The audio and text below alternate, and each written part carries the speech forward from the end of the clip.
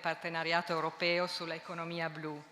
Sono Elisabetta Balzi, lavoro alla Commissione Europea, alla DG Ricerca e Innovazione, sono il capounità dell'unità che si occupa della salute dei mari e degli oceani e oggi avrò l'onore di moderare questa sessione di apertura di questo grande evento di inaugurazione del Partenariato Europeo sull'Economia Blu.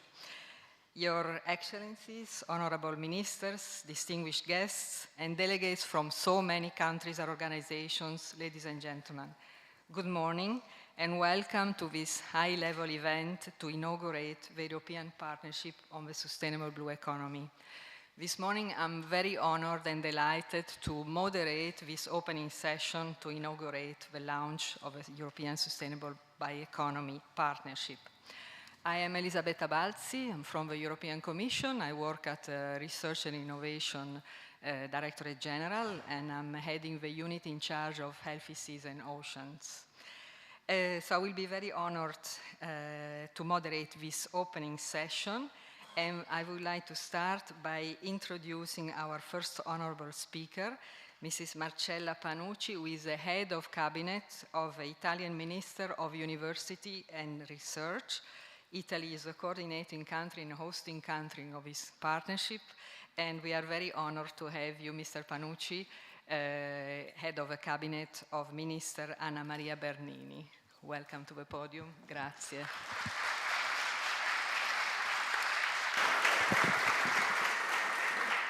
Thank you. Thanks a lot, distinguished representatives of the European Commission, dear guests of the Blue Economy community.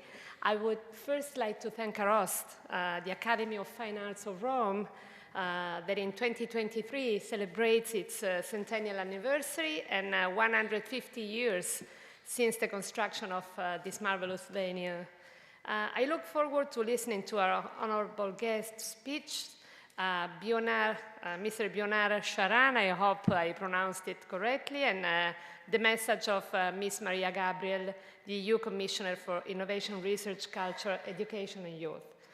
It is a true honor for me today, and I, speaking on behalf of the Ministry Anna Maria Bernini, to toast together to the birth of a new opportunity. It's an opportunity to discover, develop and advance our cooperation as European partners, sharing our common values, not just in politics, but also in the research domain. The Next Generation Horizon Europe 49 partnerships have been conceived to tackle systemic and pervasive challenges such as climate change, biodiversity loss, and the global competition for technological leadership, supporting the Union in achieving the green and digital transformation. A strong answer may only come from a comprehensive European approach, capable of managing the complexity deriving from many different national needs in various scientific fields. We gather here to celebrate the beginning of a new initiative pursuing the European general well-being. 25 countries, 60 partner institutions, and 450 million euros, including the contribution of the European Commission for a 7-year investment planning. It's a huge plan. I'm honored that the Ministry of University and Research will represent Italy as coordinator of this initiative. We are very much thankful. It represents an unprecedented strive for research and innovation for the EU's neighboring seas and the Atlantic Ocean. Investing in the blue economy means seeking a greater value added for existing marine-based and marine-related activities and developing new ones. It also means supporting the best conditions and practices in order to safeguard the maritime environment, connecting sustainability and care for biodiversity and human health. In addition, traditional maritime industries such as transports and both living and non-living resources exploitation can benefit from innovative activities. This partnership plans to set 6 calls for proposals in the upcoming 7 years, the first one being launched in less than a month from now. The partnerships adopt a sea-basin approach between member states, which embodies the spirit of scientific and international cooperation in a shared, mutable environment with no physical boundaries. 5 areas of intervention have been defined to start promoting applied research in a wide spectrum of disciplines and activities. digital simulations, multi-use structures to serve the needs of food, energy and transport industries, innovative planning and managing sea uses, and sustainable management and production of ocean bioresources. The European Commission and Member States will jointly provide financial resources in a process that will evaluate research and innovation proposals aligning and responding both to national and common European objectives. As partnership coordinator, together with the Ministry of Enterprises and Made in Italy, we worked hard in order to make available €9.5 million for the first 2 calls for proposals. Besides the Ministry of Enterprises and Made in Italy, we will also work with the Hydrographic Institute of the Italian Navy and 4 affiliated partners, first-class public research institutions, as well as owners of key research infrastructures, and that I want to thank one by one: the National Research Council, the National Institute of Geophysics and Volcanology, the National Institute of Oceanography and Applied Geophysics, and Stazione Zoologica Anton Dohrn. Really thank you for this cooperation. This partnership, together with the broader Horizon Europe framework, will strengthen the foundations for a new European research area thanks to its characteristics: share priority areas, common principles, and co-funded initiatives. Italy is deeply linked to the sea, with almost 7,500 kilometers of coastline and over 600 coastal municipalities. According to 2019 data, the Italian blue economy value chain represents, considering also the indirect effects, almost 8.6% of national added value. Moreover, in 2020, Italy was the largest maritime passenger transport country in Europe. This is why the Ministry of University and Research, thanks to the funds made available by the National Recovery and Resilience Plan, has been able to allocate significant financial resources to the blue economy domain. A prominent example is our funding with €320 million to the new permanent National Biodiversity Future Center. Between Italian and European research programs is pivotal to the fulfillment of our common long-term objectives. The Horizon Europe mission, Restore Our Ocean and Waters, for instance, bolsters concrete public actions and investments in research and innovation to restore the health of our ocean and waters. Its environmental protection aims are crucial to Italian interests in preserving not only its natural heritage, but also citizens' health and quality of life, together with an important part of its economic activities. I get to the end. We share a border-free continent with the environment. This is why we think having the chance to work together with the Research Council of Norway is particularly meaningful. Thank you for your kind attention to you all. Thank you to the European Commission, and I hand back the floor to you, Mrs. Moderator. Thank you.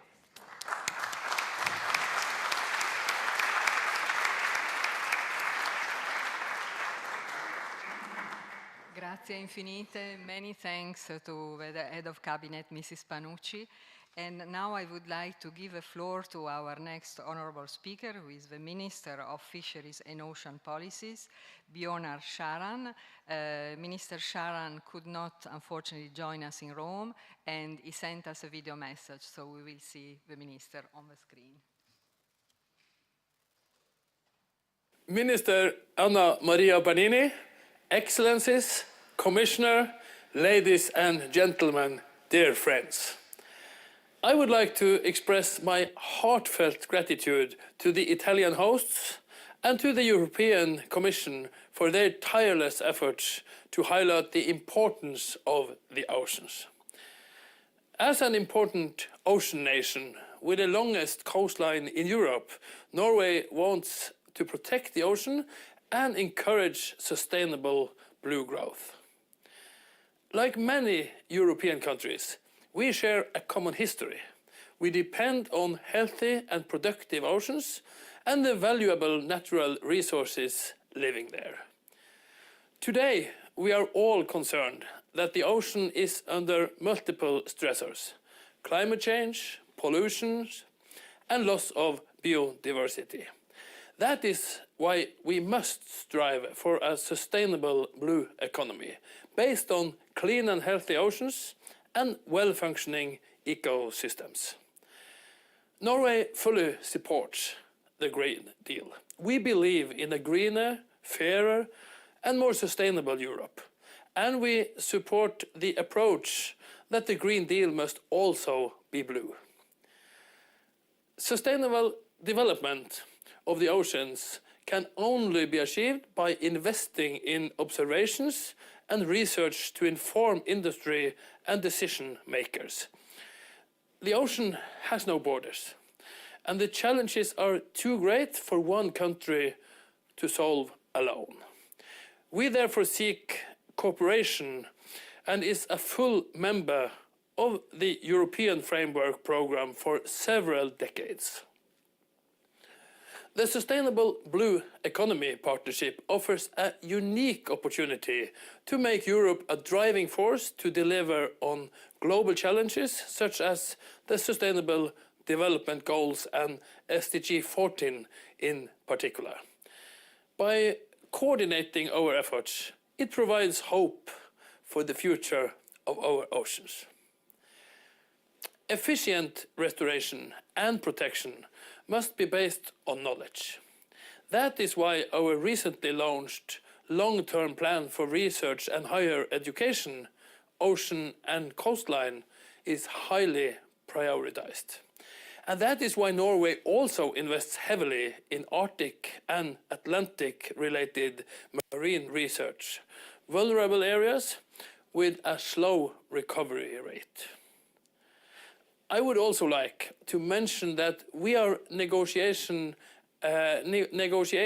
a new funding period for the EEA and Norway grants. There are successful examples of blue growth programs in the current programming period, and we would not mind seeing more of these. This will largely depend on the priorities of the EU 13 countries. Dear all, we are happy to co-lead the Sustainable Blue Economy Partnership with Italy in lead. And I would like to thank you for the close and fruitful cooperation that I'm sure will benefit us all. I wish you a successful kick-off meeting and thank you for your attention.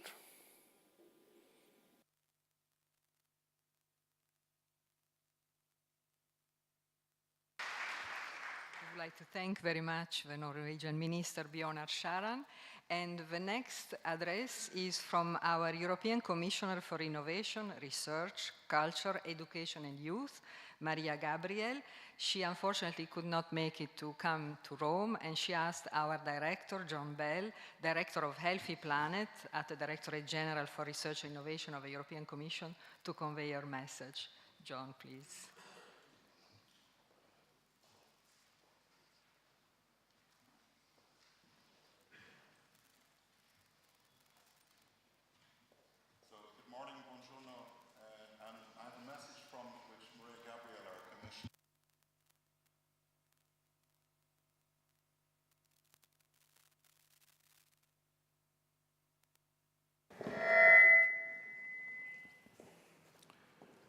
So I've been asked to deliver a message by Maria Gabriel, the Commissioner for Innovation, Research, Culture, Education and Youth.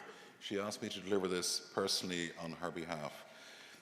So, dear Minister Anna Maria Bernini, dear Dottoressa Panucci, dear Minister Bjørnar Skjæran, dear members of the Sustainable Blue Economy Partnership, dear representatives and participants from so many different organizations, countries and regions, ladies and gentlemen, I'd like to thank you, Anna Maria, for inviting me to this milestone event.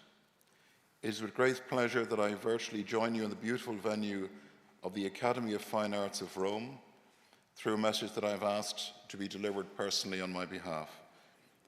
I particularly thank the efforts of Italy and Norway in coordinating this new partnership on sustainable blue economy. I'm very pleased with the rapid evolution The numbers speak for themselves: 25 countries, 60 partner institutions, and the European Commission agreed to pool research and innovation investments for nearly €500 million over 7 years for a just and inclusive transition to a blue economy. Good coordination of efforts will be crucial.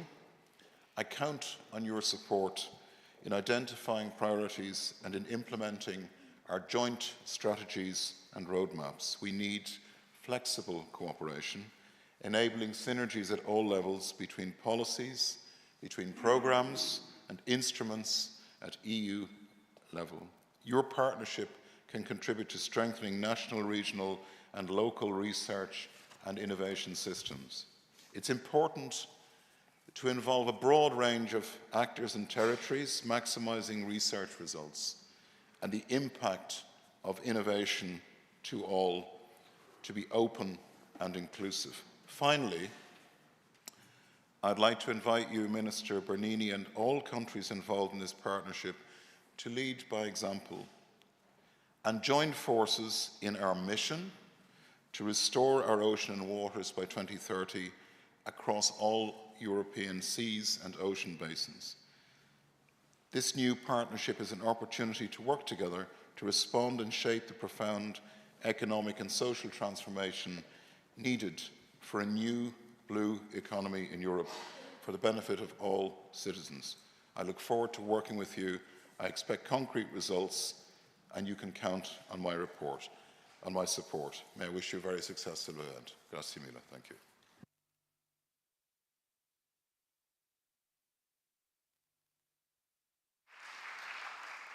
Thank you very much to our Commissioner Gabriel and to our Director John Belle. And our next welcoming speaker is, we are very honored to introduce and to thank the President of this very beautiful Academy of Fine Arts, so Mr. Giuseppe Soriero, who is not only the President of this Academy, he is also the President of the National Conference of Presidents of all Italian Academies, and he has also been Undersecretary of State of Maritime Affairs, so he's very much in the subject. So Mr. Soriero, many thanks for your hospitality, and the word is yours. Good morning.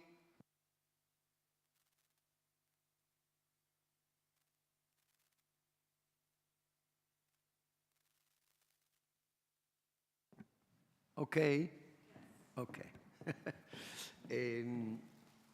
Buongiorno, grazie della vostra presenza, del vostro contributo prezioso che si innesta in maniera veramente incredibile, coincide con una fase della ricerca nella quale l'Accademia di Roma è fortemente impegnata a valorizzare la funzione dell'arte in questa fase storica. Ieri è intervenuta la direttrice, la professoressa Cecilia Casorati, facendo riferimento al valore dirompente che l'arte può avere proprio in questa fase nella quale per tante ragioni sono riemerse paure tremende. La pandemia, un male internazionale.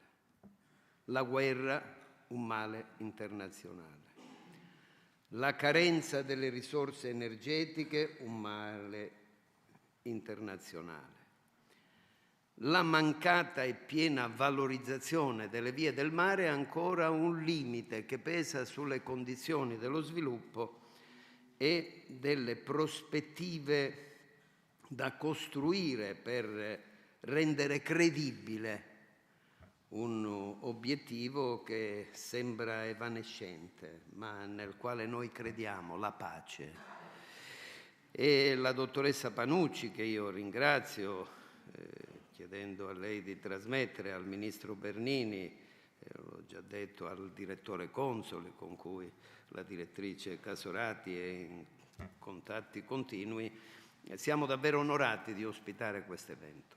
perché lo vediamo non solo come un'ospitalità fisica, ma come un contributo a innestare la ricerca in corso dell'Accademia di Belle Arti di Roma su un programma che è quello che voi avete esposto e che state discutendo in questi giorni, che deve trovare due parole chiave. La dottoressa Panucci ha detto in inglese, in English, cooperation and synergy, cooperazione e sinergia. Due parole chiave per rendere credibile una prospettiva di investimenti per la ricerca e noi diciamo da Roma per l'alta formazione artistica e culturale.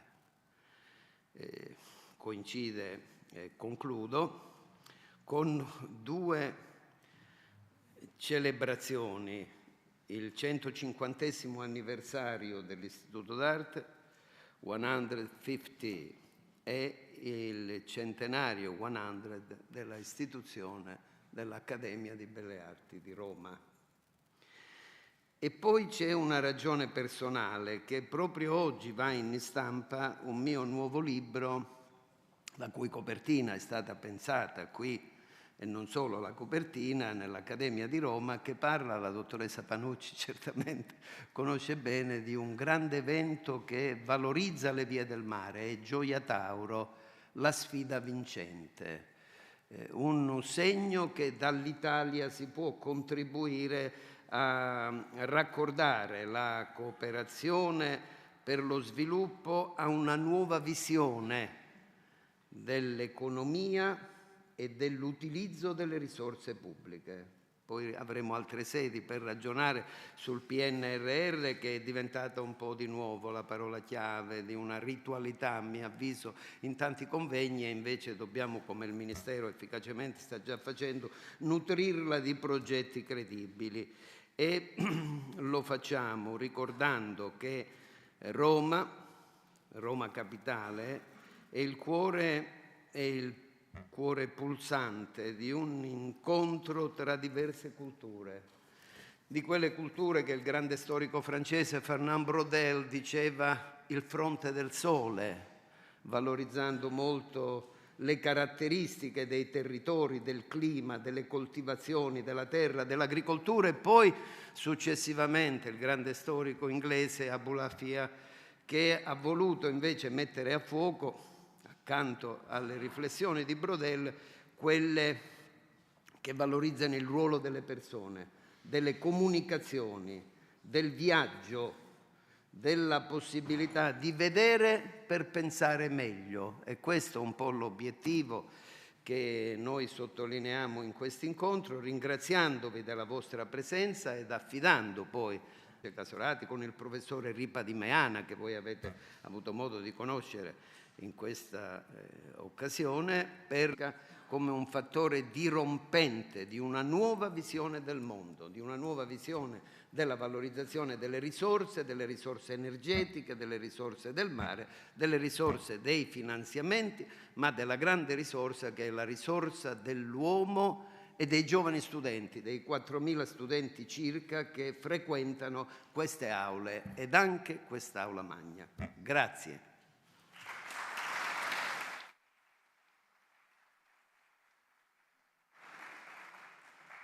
Grazie infinite, signor Presidente. Many thanks, President Soriero, for hosting us today in this wonderful academy and for highlighting the value, the highest value that art can bring in this historical phase, as you said, where the key word is making peace, and making peace with nature, which is also a key topic of what we are going to discuss today, making peace also with you. John Belle, I call you back to the floor, John, to give us an overview of setting the scene for this launch of a Sustainable Blue Economy Partnership. Thank you, John.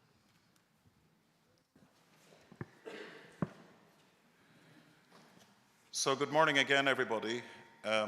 My name is John Belle. I'm responsible for what's called the Healthy Planets in the European Commission, so no pressure there.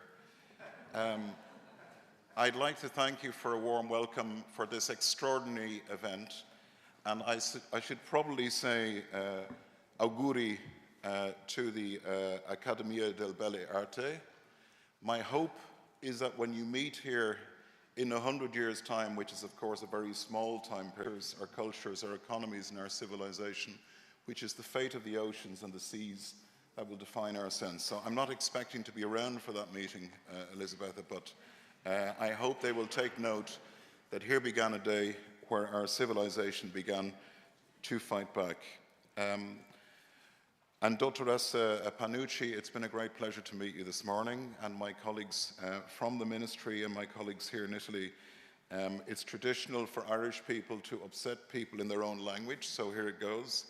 Ringraziare in particolare l'Italia per la sua vostra leadership a livello europeo per la bioeconomia, per la ricerca e innovazione per il mare nostrum e l'economia del mare. Molto grazie all'Italia. Thank you very much to Italy and for hosting us. So, I guess if you were to reduce a very complicated process to a phrase here in Italy, we would say, we are all azzurri now. We are all blue, people of the oceans, our consciousness as to what defines us and our dilemma. The European Union is an ocean union, and as our colleague, our minister from Norway, we very much welcome this great cooperation has pointed out. We're all in this together. We need all hands on deck to understand our dilemma, to respond across sea basins to all the communications that we find, and the translation, the word that was mentioned earlier on by Dr. Panucci, of this work to the people who need it most as quickly as possible. So we're an ocean union. Our blue blind spot is not an affordable one in terms of how we understand ourselves. And this leadership that you've shown over 3 years in pulling together this partnership, it's an astonishing achievement what you've done here from where you've come. And it is a recognition which is not simply historic or generational, it's civilizational. So this is the right place to start this conversation. It is extraordinary. I mean, we are used to working together across Europe. What Europe allows us to do, Europe is not an idea, it's people and places and cooperation and getting more from the sum of our parts. I'd like to congratulate in particular the coordinator, the co-coordinator, and all partners, the 25 participating countries, for this extraordinary achievement that we start with today. This is not a normal thing that happens. This is a major step forward. It is an entirely new level of ambition. You have brought together and harnessed the power of countries and systems and ministries and communities at a moment when it is most needed. This co-funded partnership, it is of instrumental value as well as being important in and of itself to address our most pressing challenges, to create this more sustainable blue economy upon which so many people depend, and through this journey with you. Dr. Panucci, we often say at this point in time that science now has a different responsibility. It has a responsibility to give courage to politics, to give hope to citizens, to give opportunity to innovation, and to give respite to nature. And this partnership embodies all of that. These partnerships, of course, there have been other partnerships beforehand. We're building on the work of 20 years of cooperation since the 6th Framework Programme. It's a Europe partnership, which is a new way of working together. It is a more strategic policy, community and instrument, and than were perceived in the past. It is no longer just an additional funding source. As I like to say, we are trying to move from being an ATM to being a GPS. We're now moving from talking about money and pools and all the rest to how are we together going to navigate this extraordinary transition facing our sea basins, our communities, our cities, our countries. On Horizon 2020, the partnerships led to a variety of impacts, including structural impacts, improving national knowledge, working across departments, enriching the national portfolios. Some have been instrumental in improving the capacity of certain countries in relation to infrastructures. This is particularly important for less advanced countries. An example of such a legacy are the activities coordinated by JPI Oceans and the ERANET co-funds like Martera on maritime technologies, the Blue Bioeconomy co-fund and Ocean ERA. In October 2020, the Commission stressed its new framework policy on research cooperation, the European Research Area, that European partnerships are essential for prioritising investments and reforms in research and innovation towards the European Green Deal and digital transitions. They're also spending 5% of national public funding on joint research and development programmes and European partnerships by 2030. So it is really a motor also of economic recovery which will be generated by knowledge.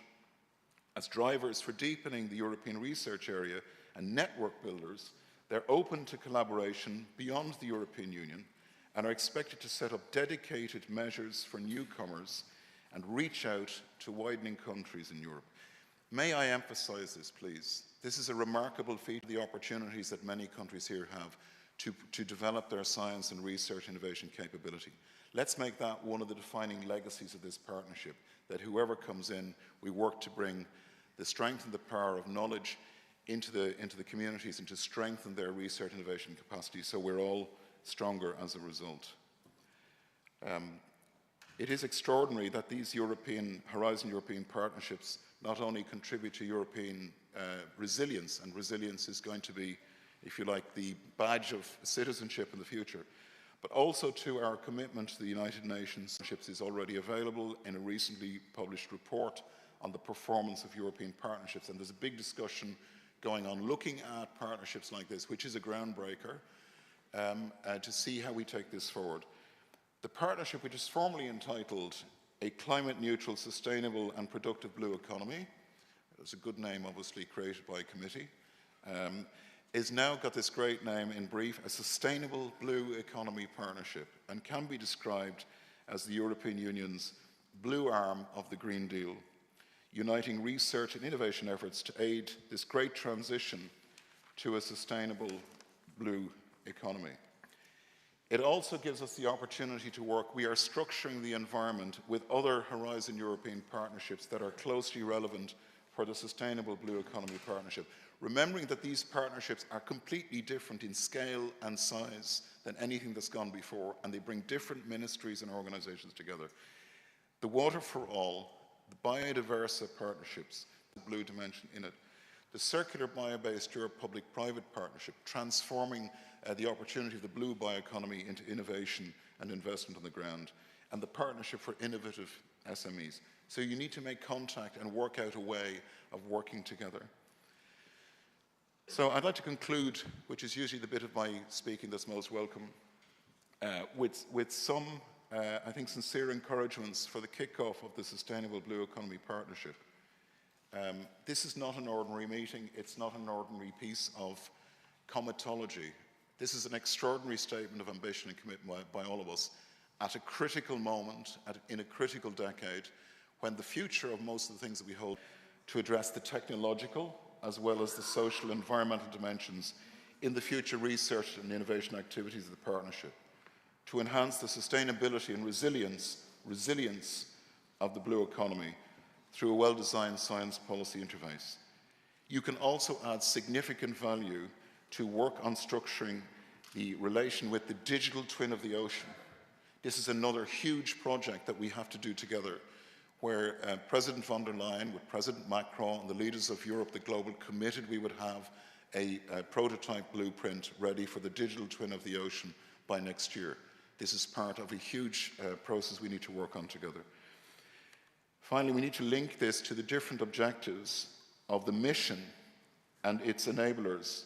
As you already know, the mission, Restore Our Oceans and Waters by 2030, and aimed at restoring the health and natural capital of the oceans and waters, is a critical opportunity here to scale and connect. And this is when I say at the beginning, we need all hands on deck. We need to get these communities to work together.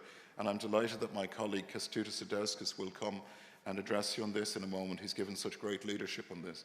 The mission will be looking at the sea basins in these lighthouses in the Atlantic, Arctic, in the Mediterranean, in the Baltic and North Sea, in the Danube and Black Sea. So there's an obvious opportunity to connect. Based on extensive regional sea basin and Atlantic research and innovation cooperation, the partnership is also in a prominent position to ensure that we can leverage each other and support the mission lighthouses. And we need to be inclusive. We need to work with the member states and the countries on both sides of the Mediterranean and into these sea basins. And I'm hoping that when we meet in Palermo at the end of May, we will have another opportunity to celebrate this point of departure. So, in this decade of tipping points, in this decade of decisions, I hope we can look back to this moment when we were here, when we stood up and research and innovation stood up to meet the dilemma at a different level of ambition, at a different level of mobilization, and at a different level of hope. Congratulations to you on remarkable work, and thank you from the European Commission.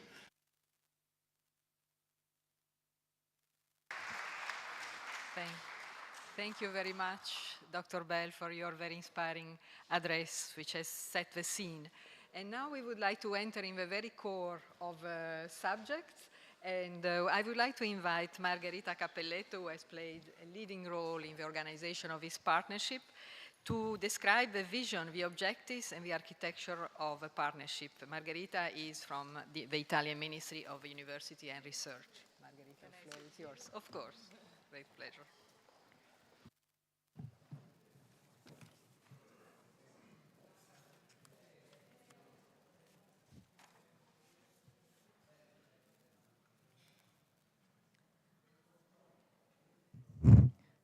Good morning, everybody, colleagues of the Sustainable Blue Economy community.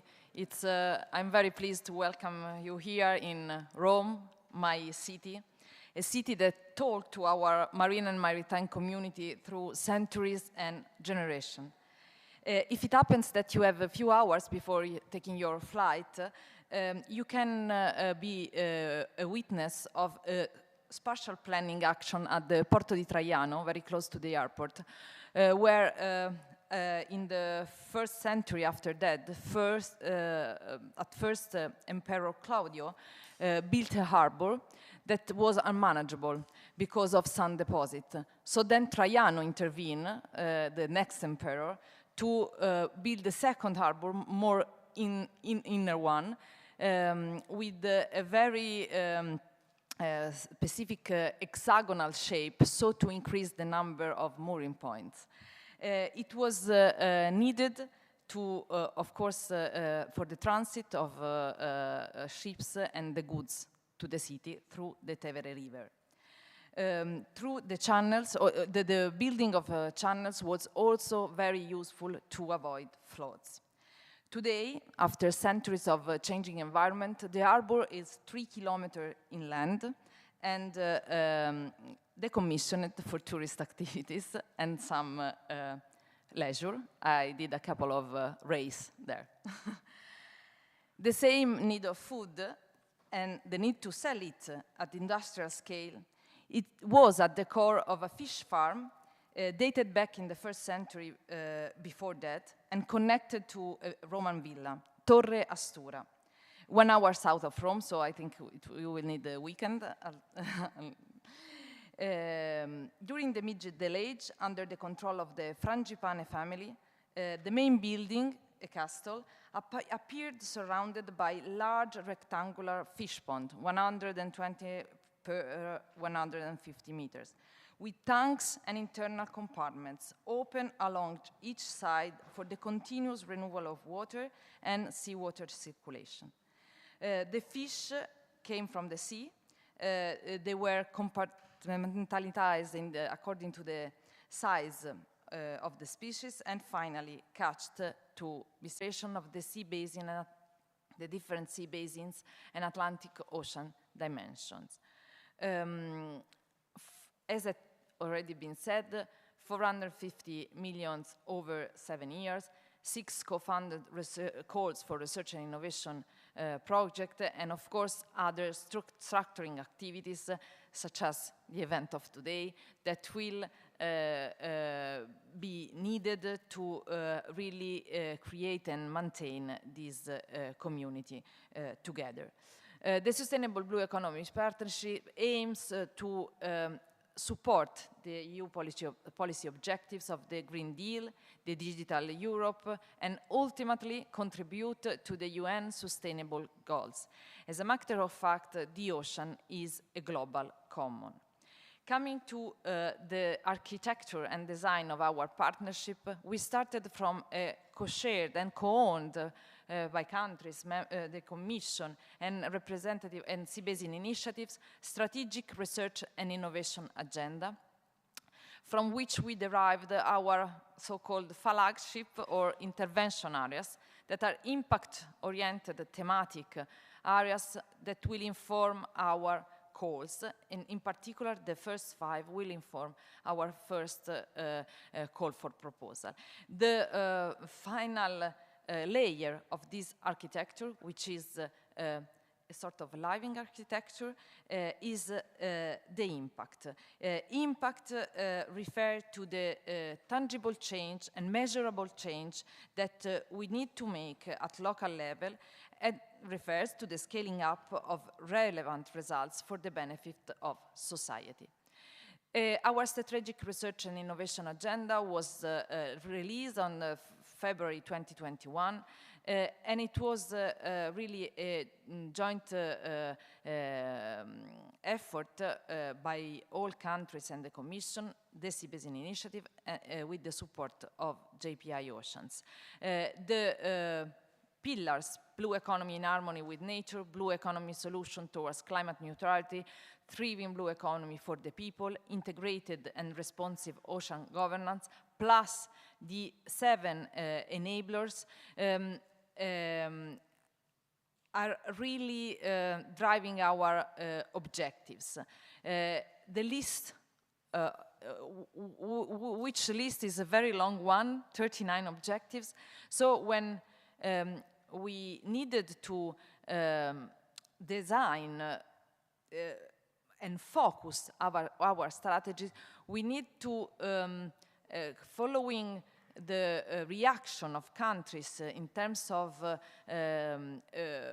urgent and important priorities, we need to craft these objectives into 5 preliminary intervention areas that you see presented here, and that will be right after my presentation illustrated in more detail.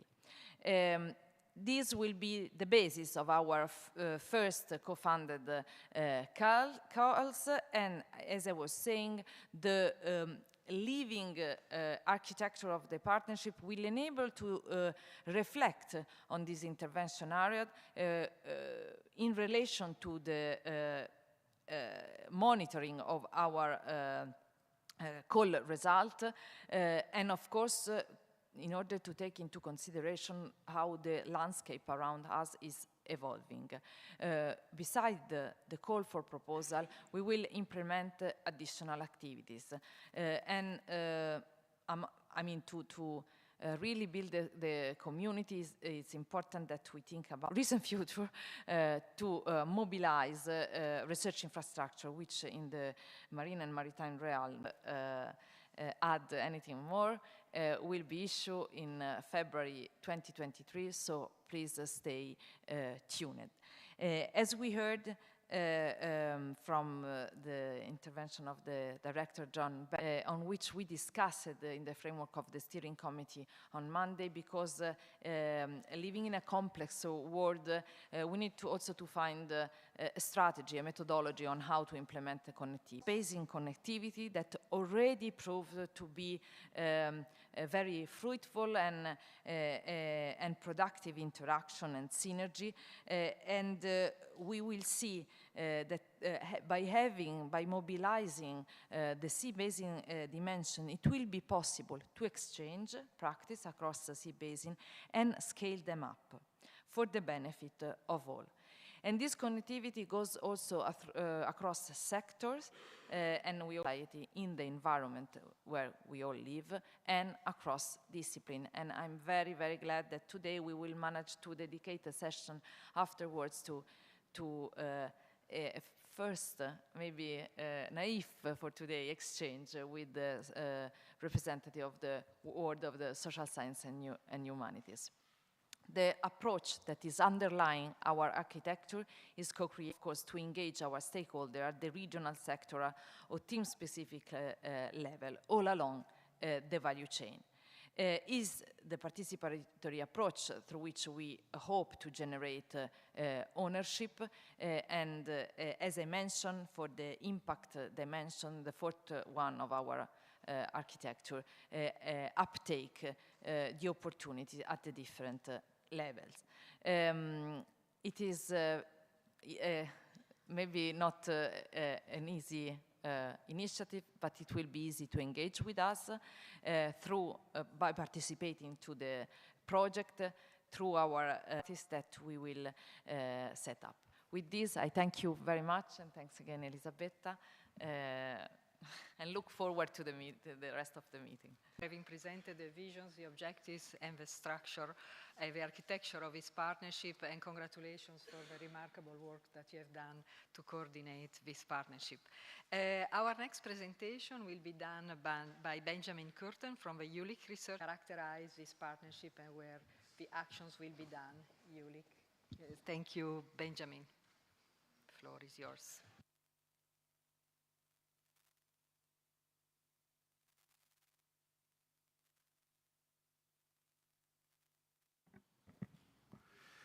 Good morning, everyone. Thank you, Chair Margherita, for your introduction. I'm presenting to you today a preamble, but first of all, where am I coming from? My name is Benjamin Curtin.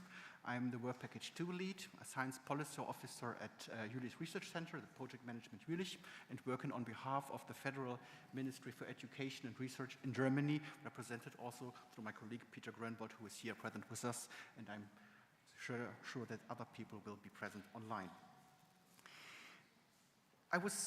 I'm a biologist. I would classify myself as a macroecologist, and I was thrown into the European waters a couple of years ago in the first discussions about the mission ocean, what my preamble will be about. This is an echinoderm. This is a starfish.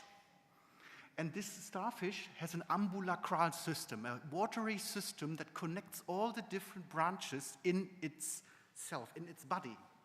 And if you cut one arm, you will have an arm and something like that. But the problem is, if we do not connect circular through all the sectors that we are engaging throughout the world, we will lose our opportunity towards a sustainable blue economy partnership.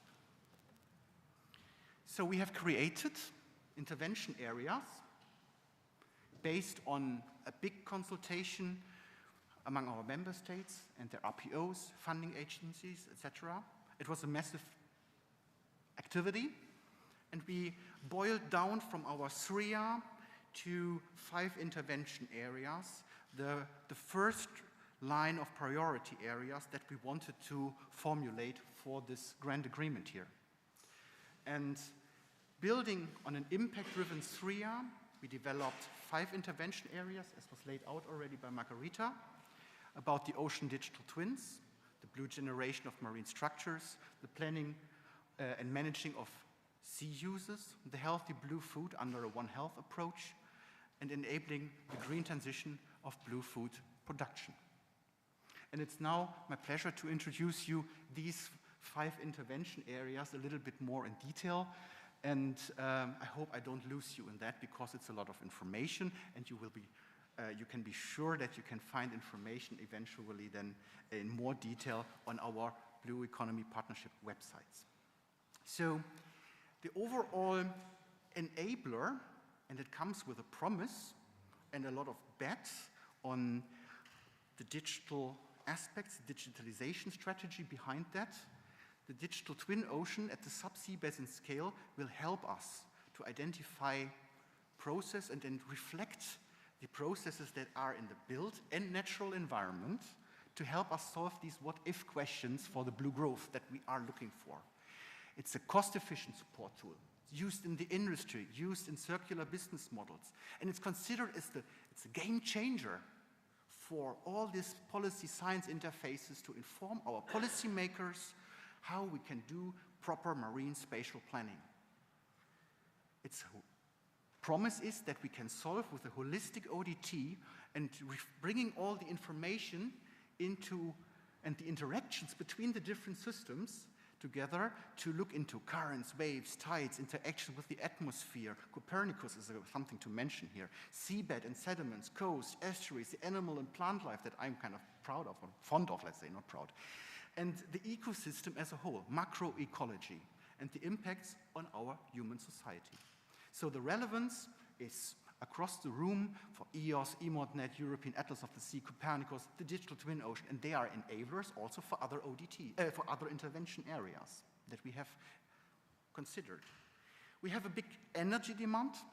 We have a demand for resources from the sea, food, and where again we get that? Ideally, combining it. So we need blue generation marine structures to support the transition of a blue and green economy to the benefit of us all.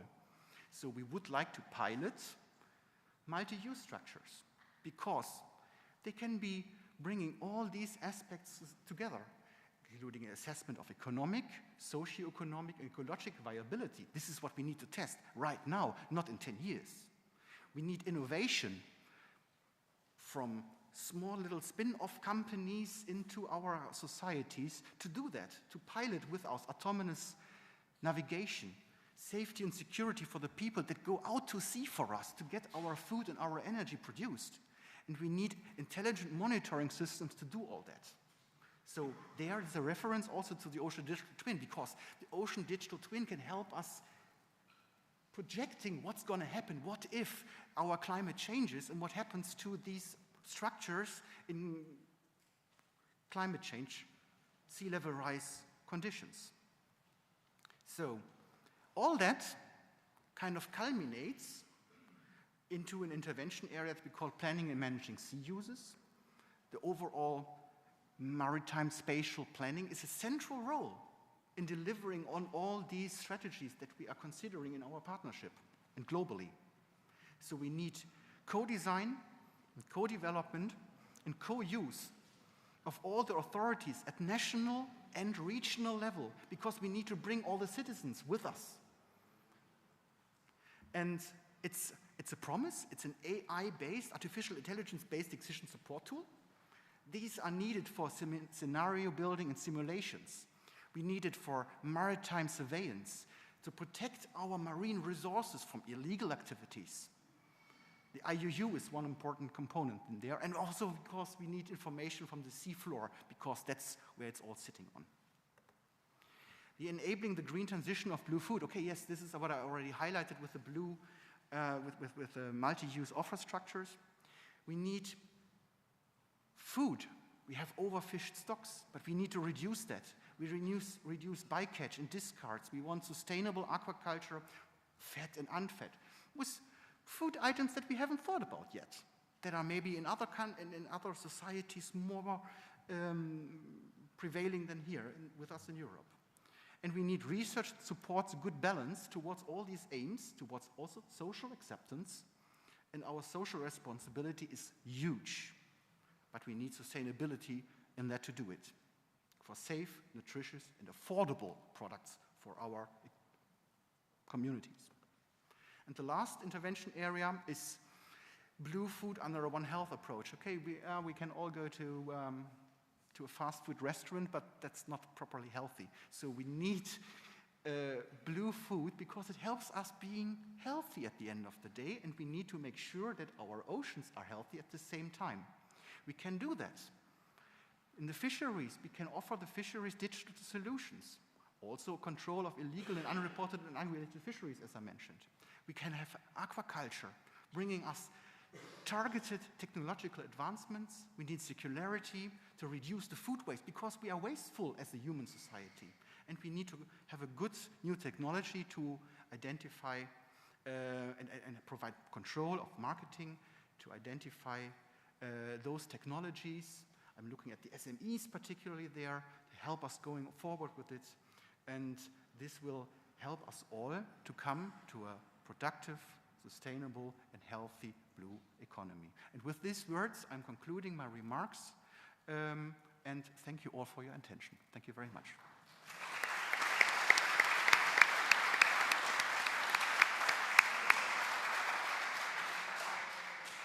Thank you very much, Benjamin, for providing us with this insight, with this deep dive into the intervention areas that will be addressed by the partnership. And this brings us nicely into the next presentation, which will be about the calls for proposals. And that will be done by Renato Pires from the Regional Fund for Science and Technologies of the Azores. Renato, please, the floor is yours.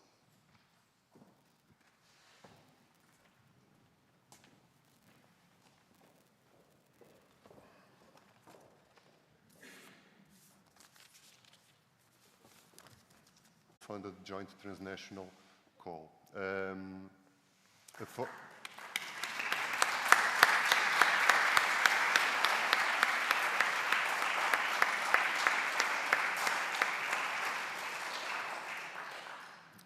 For your information, in parallel with this talk, our colleagues from GPI Oceans will publish the pre-announcement at the partnership website and also at our social media channels.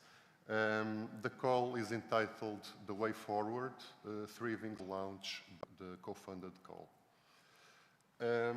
Includes 20 nations. These 23 countries include 9 port of the European Commission. The first joint call has a budget of over 50 million euros. In this map can be observed the budget distribution per country with an estimation of about 42.6 million euros from national resources to this call. What is this call about? This call aims to support one of the 5 priority areas as follows. 1, planning and managing sea uses at the regional level. 2, development of offshore marine multi-use infrastructures to support the blue economy. 3, climate neutral, environmentally sustainable and resource efficient blue food and feed. 4, green transition of blue food production. And 5, ocean digital twin test use cases at European Union sea basin, previously referred by Margarita and Benjamin. The Sustainable Blue Economy Partnership selected strategically these 5 intervention priority areas in order to maximize the participation of applicants whose research and innovation projects are intended to reinforce the European blue economy sector through innovative solutions and improve the resilience of marine ecosystems. The call will be not only focused on science, because the priority on, for instance, biodiversity and other ecosystem services on which our economies depend, thus supporting coastal communities. Moreover, the projects must be impact-driven, following an impact pathway approach. Finally, one of the novelties of this call is the development of projects at a pan-European level and in the different European sea basins, namely the Mediterranean, the Black Sea, the Baltic Sea, the North Sea and the Atlantic Ocean, as well as the establishment. One important question that arises from applicants is how to get ready. All the necessary information will be provided during the official launch. However, today we can share some general information for free. So, in this way, research consortia must include partners from a minimum of 3 independent legal entities from 3 different countries participating in the call. self-funded partners, including partners from countries, and stakeholder engagement as partners or self-funded partners is encouraged to enhance innovation, policy and societal relevance and ultimately the impact of the projects. As it was mentioned before, the last updates about the call, and to help applicants to find partners or projects, we will provide a partner search tool developed by our colleagues from the Estonian Research Agency. This link will be available soon. Then the pre-proposals will be evaluated and the selection of pre-proposals for the second phase will be performed by July. The second phase of application proposals will be performed during December and January 2024. For more information, thank you very much for your attention, and I would like to make a special finalizing the call. To act all together, and also very important to see how important is the involvement of Sylvain Pasquier from the French National Institute of Monitoring Impact. I will present the activities related to the impact monitoring of the R&I projects, and this will be presented by Abraham. The opening of the call, the first call of our partnership, from the applicants of the first call at the step of the proposal in the coming weeks, that they develop an impact pathway approach in the global framework, the relation between their activities and their expected outcomes and long-term impact of their R&I projects. So we developed some guidance to try to maximize the impact.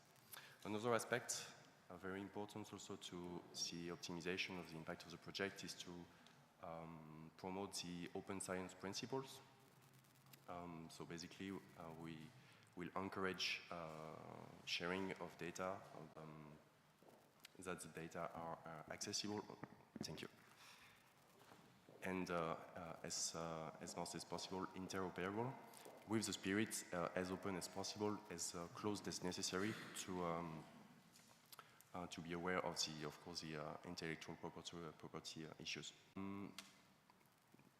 So now I will give the floor to Abraham, that will talk about the monitoring of the project in the course. Thank you. Thank you. Foundation for Science and Technology, giving support to the State Research Agency. So I'm here almost on behalf of my colleagues, Esther Chacón Campollo and Emilio Fernández Suárez. And we have, as Sylvain said, the role of doing all the monitoring and the follow-up of the projects that will become reality. Apologies to the colleagues who were here yesterday for the General Assembly, because it's difficult to be very original with the presentation of work that hasn't really properly started. I see also many other faces of colleagues, and I'm sure also online colleagues, that it's important to get for work, but as we heard the calls, it's a crucial element of the partnership. It's something that we expect it will make. It's about the project, and here it goes, the work package structure.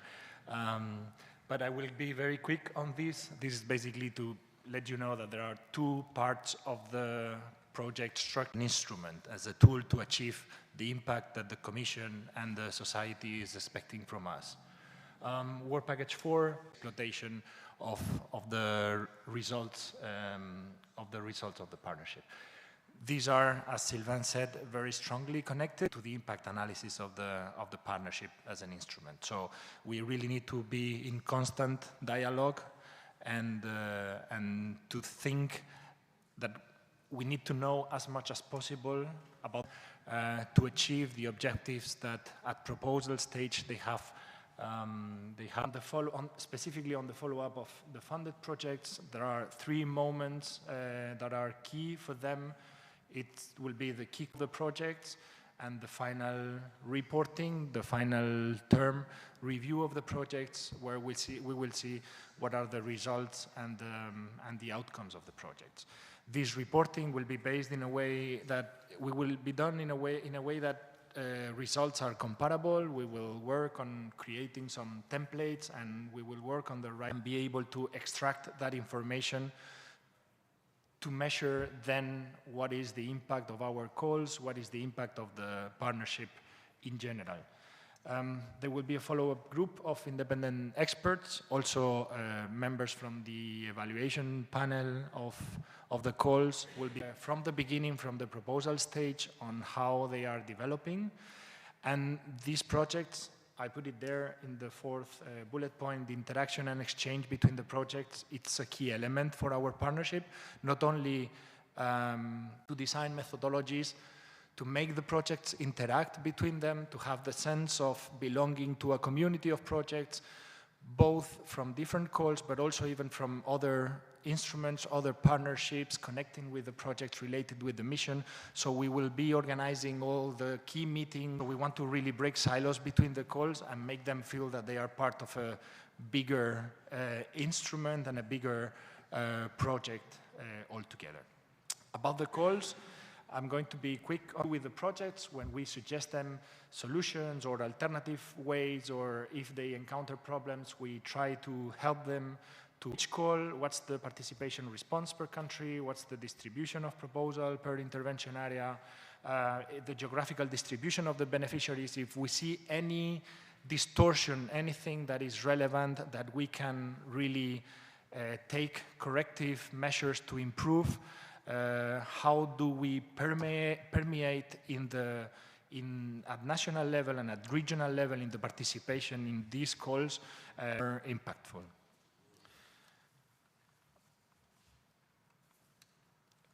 One last comment is the opportunity we have in this project for the first time to work on a software leading this task and working at ICT level on a tool that hopefully will integrate all the data, all the indicators we extract from the projects will be manageable in a way that we can both feed the expectations that the Commission has about the partnership as something very, very good, that ETAC is leading a very similar role in other partnerships, in particular in the Biodiversa Plus partnership.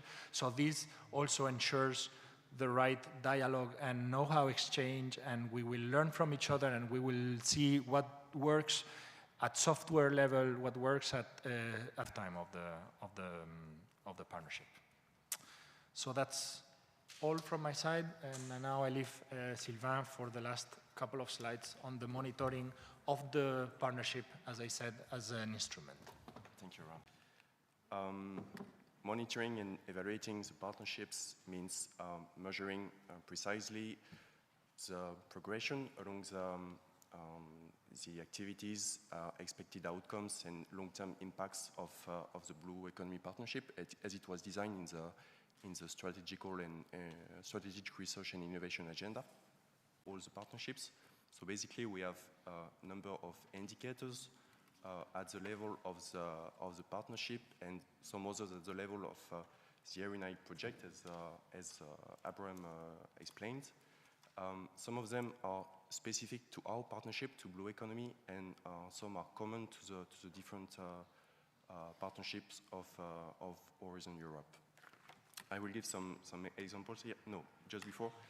The European Commission publishes a report every 2 years, the biannual monitoring report that presents the achievements of the different partnerships and that also assess the partnership instrument as a policy instrument. So the first one was published in May last year, so the second one is expected for 2024. And the indicators that we will follow along the life of the partnership will be presented in common indicators to the different partnership So this is at the level of the partnership. So for instance, overall investments mobilized towards EU priorities by Blue Economy Partnership, or newcomer beneficiaries in funded projects. So this is another example of indicators that will be followed in all the partnerships. This one is at the level of the funded projects. And we have to develop a set of indicators for SBEP. So about 20 to 25 indicators. So this is a work that we are currently doing with some targets for instance 2025 or 2027, 2030 that we want to reach. So some examples, this is some very, very basic one, but it can be the chair of RNI projects with citizen involvement, meaning citizens involved in the co-creation of the project or co-producing RNI contents within the project, or number of RNI projects involving industry. So we could follow these indicators and set some targets for the coming years. So this will be an important, very important work, and SBEP will also communicate about the indicators that will be developed through the report of the European Commission and through our website. So that was what we wanted to present. Thank you for your attention.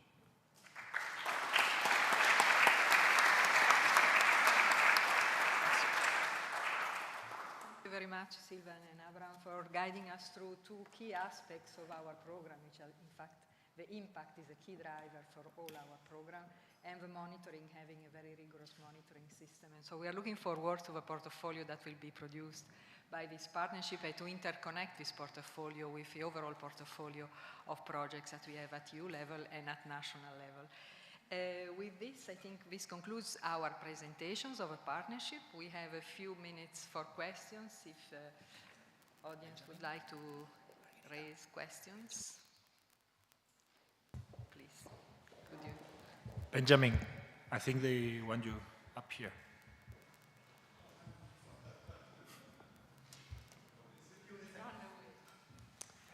Thank you. I have... Yeah, see Abraham. Could you please identify yourself? Yes. I'm Gert Verreet from Belgium. I have two questions for the last presenters, one for Sylvain and one from Abraham. For Sylvain, you spoke about the basis is the strategic research and innovation agenda. Is there scope to include the notion of innovation also very clearly in the theory of change document, which the version I've seen only speaks about research, and you spoke also about only the long-term impact of research, but of course we have also innovation funding to directly engage also the users of the new knowledge, both on the industry side and I think the societal actors as well. And that's the question for Sylvain. And secondly, for Abraham, in your monitoring, will you focus also on the intended TRL levels of the results of projects so that we can see exactly where we are in this whole panorama of TRL? It links also with my previous question. Thank you.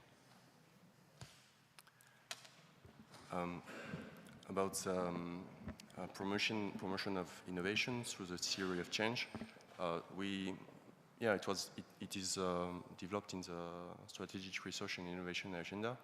And we developed some guidelines for the applicants by promoting the quintuple helix model for innovation, meaning co-creation of the proposal with academias, industry, citizens, policymakers, to highlight as much as possible the co-design and transfer knowledge between all relevant stakeholders.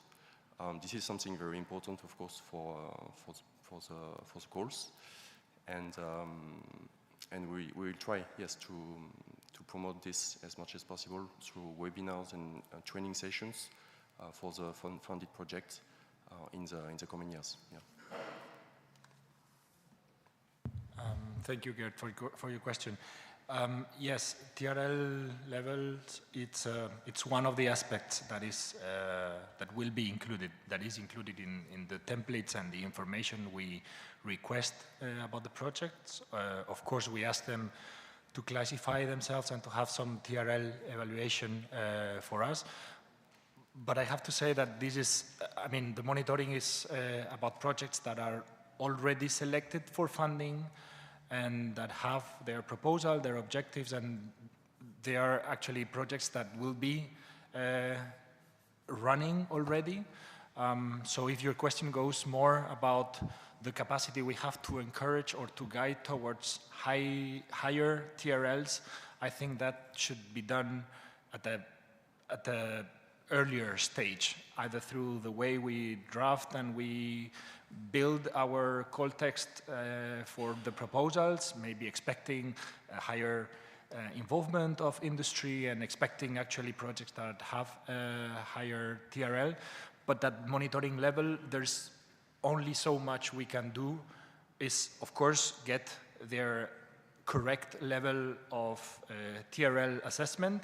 But the monitoring is about the project that is already written and running, but yeah, absolutely, it will be one part of the reporting aspects for sure. Thank you very much. I see there is one more question here.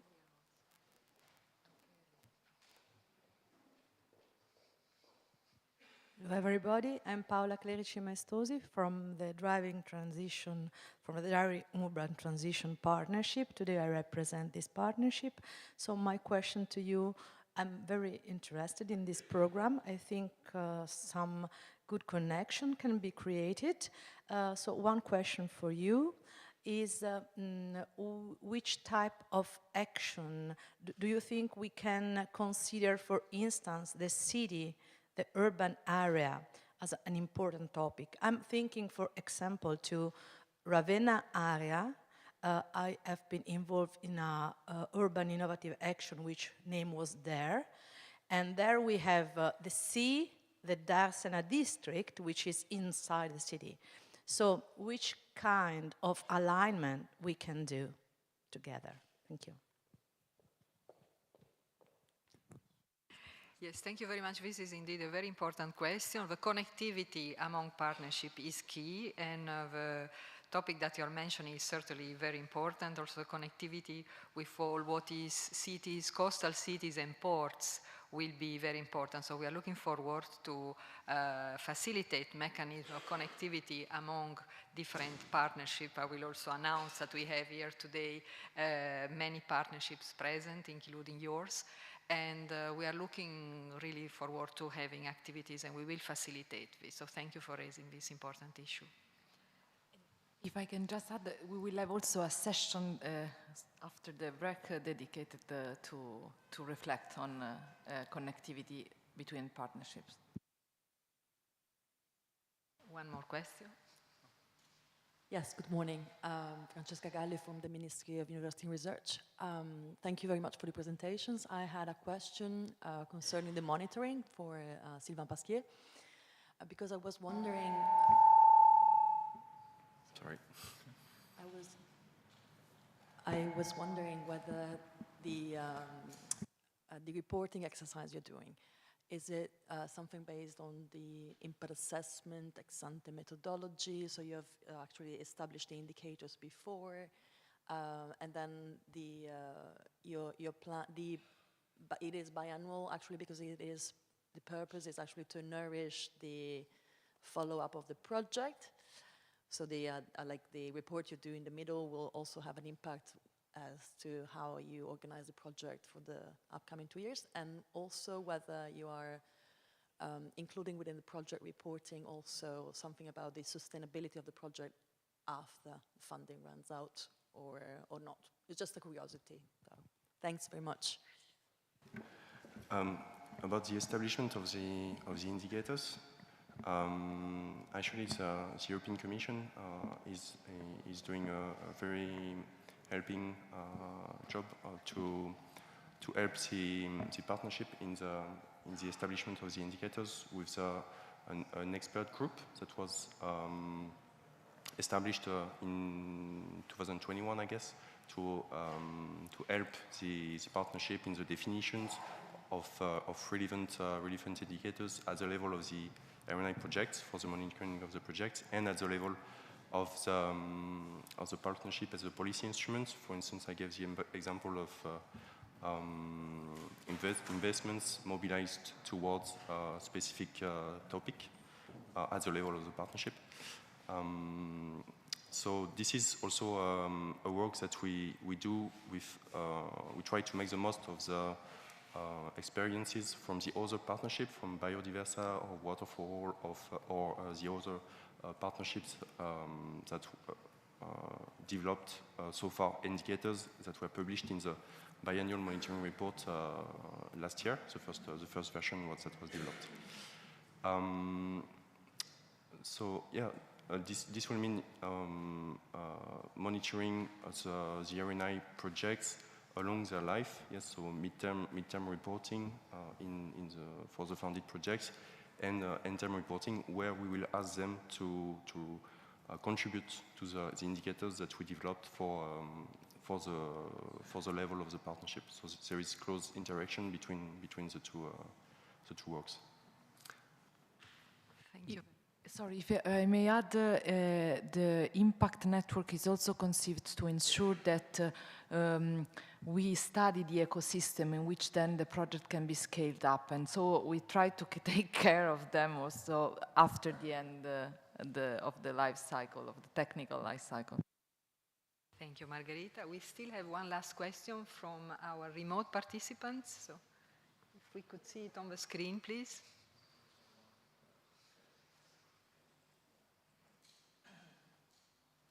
Or if you would like to read it.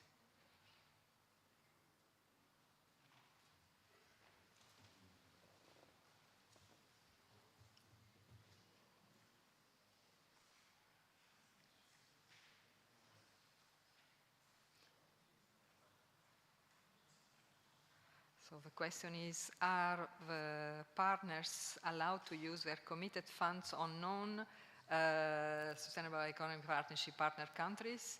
This is crucial if we really need to promote sea basins activities.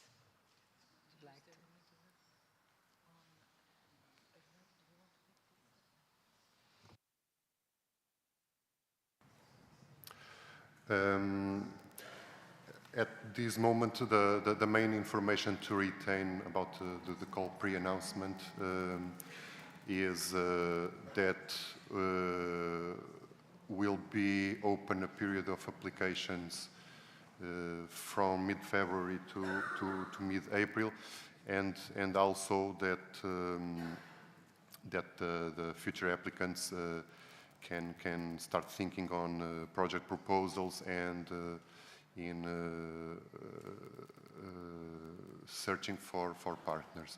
As soon as the general eligibility criteria, these will be only disseminated during the call launch at the provisional date of 13th of February. So we should wait for the call launch in order to have additional information about general eligibility criteria, national eligibility criteria, and national rules and contact points. Thank you very much. I see there is still one question that we can take from the audience here. Please, two last questions. Yes, good morning. Christian Risager, today representing Innovation Fund Denmark. So this is for Abraham and Sylvia. In terms of aligning with Mission Oceans, have you had a chance to study the work in the CSA Prep for Blue, which I understand is also looking into project monitoring indicators?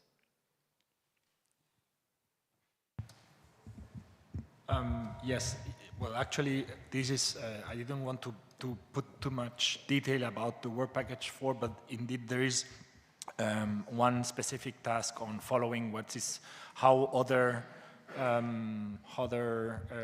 projects, in particular connected to the mission, are developing indicators and trying to merge. Of course, we we need to, I mean, there is also quite some work that comes from indicators and systems of monitoring that we have already experienced through the whole ERANET COFAN cycles. So we also know what works better, what sometimes doesn't work, how much reporting we request from open boxes for free text to specific indicators where projects have to tick one ticking box or similar.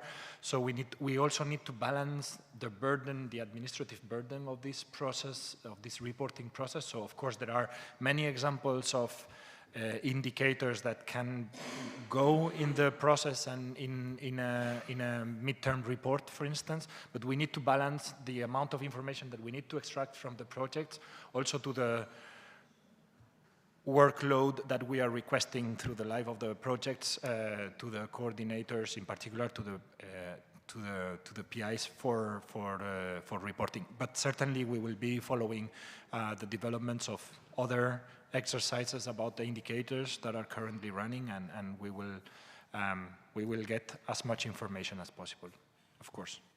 Thank you very much. Still one quick question.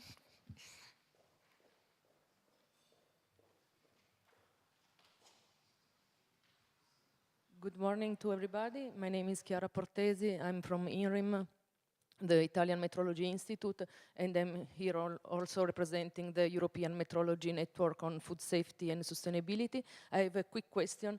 Do you have an average budget for each project that you can tell us? The average budget for each funded project? All the matters related with the call will only, including the final budget that will be, the final figures will be available soon, will only be available during the call launch. I am sorry not to give the answer you expect, but we should expect for the call launch to have all the information about. Okay, thank you very much. Thank you very much. And I think the very, very last question was on the left side.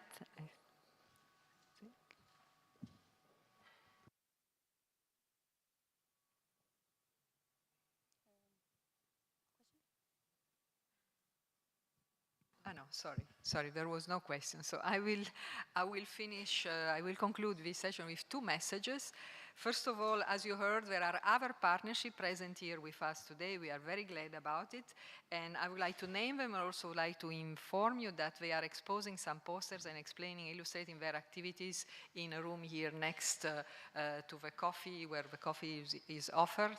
And so these are the partnerships on water security for the planet, so the Water for All partnership, the zero emissions, waterborne transport, the clean energy transition partnership, driving urban transition, and then the European Association of National Metrology Institute and Innovative SMEs. So I welcome them here. We are looking forward to connecting, and invite everybody to visit their exhibition. And I cannot conclude without a special thank to two persons who have been really driving this initiative. So the coordinator, I would like to thank Raffaele Riberali, and the co-coordinator also, Catherine Angel Hansen. Of course, the whole partnership, you're doing a wonderful, a tremendous work, and we see today what a strategic achievement. So I would like to give a warm applause to all of you.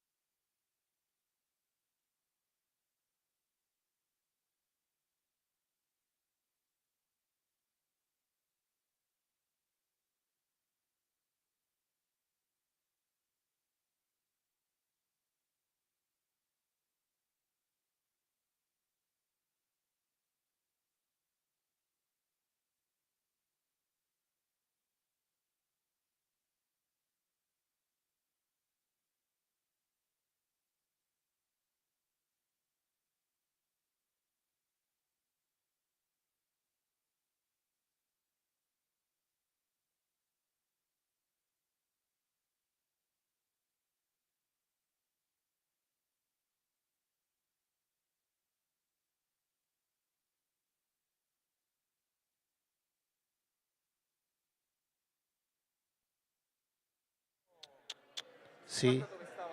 Sì, sì. Prova. Prova. Prova.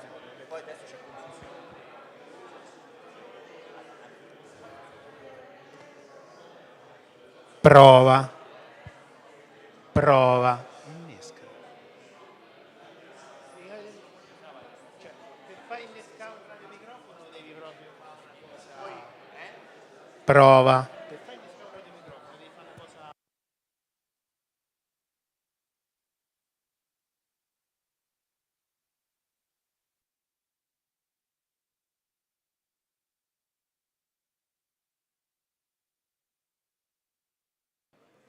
Prova.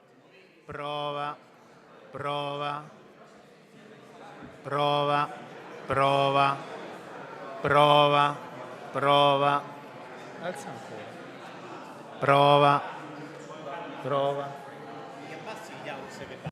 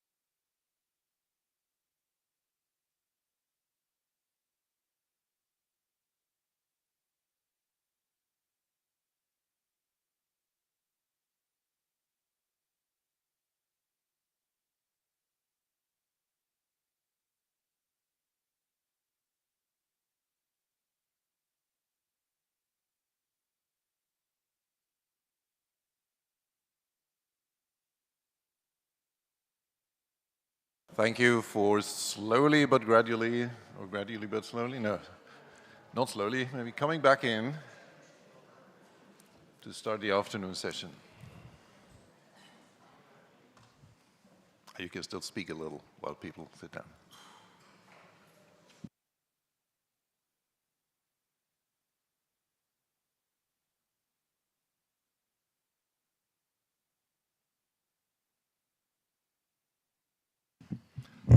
Great, as you have been so disciplined, so I think we can start even a couple of minutes early.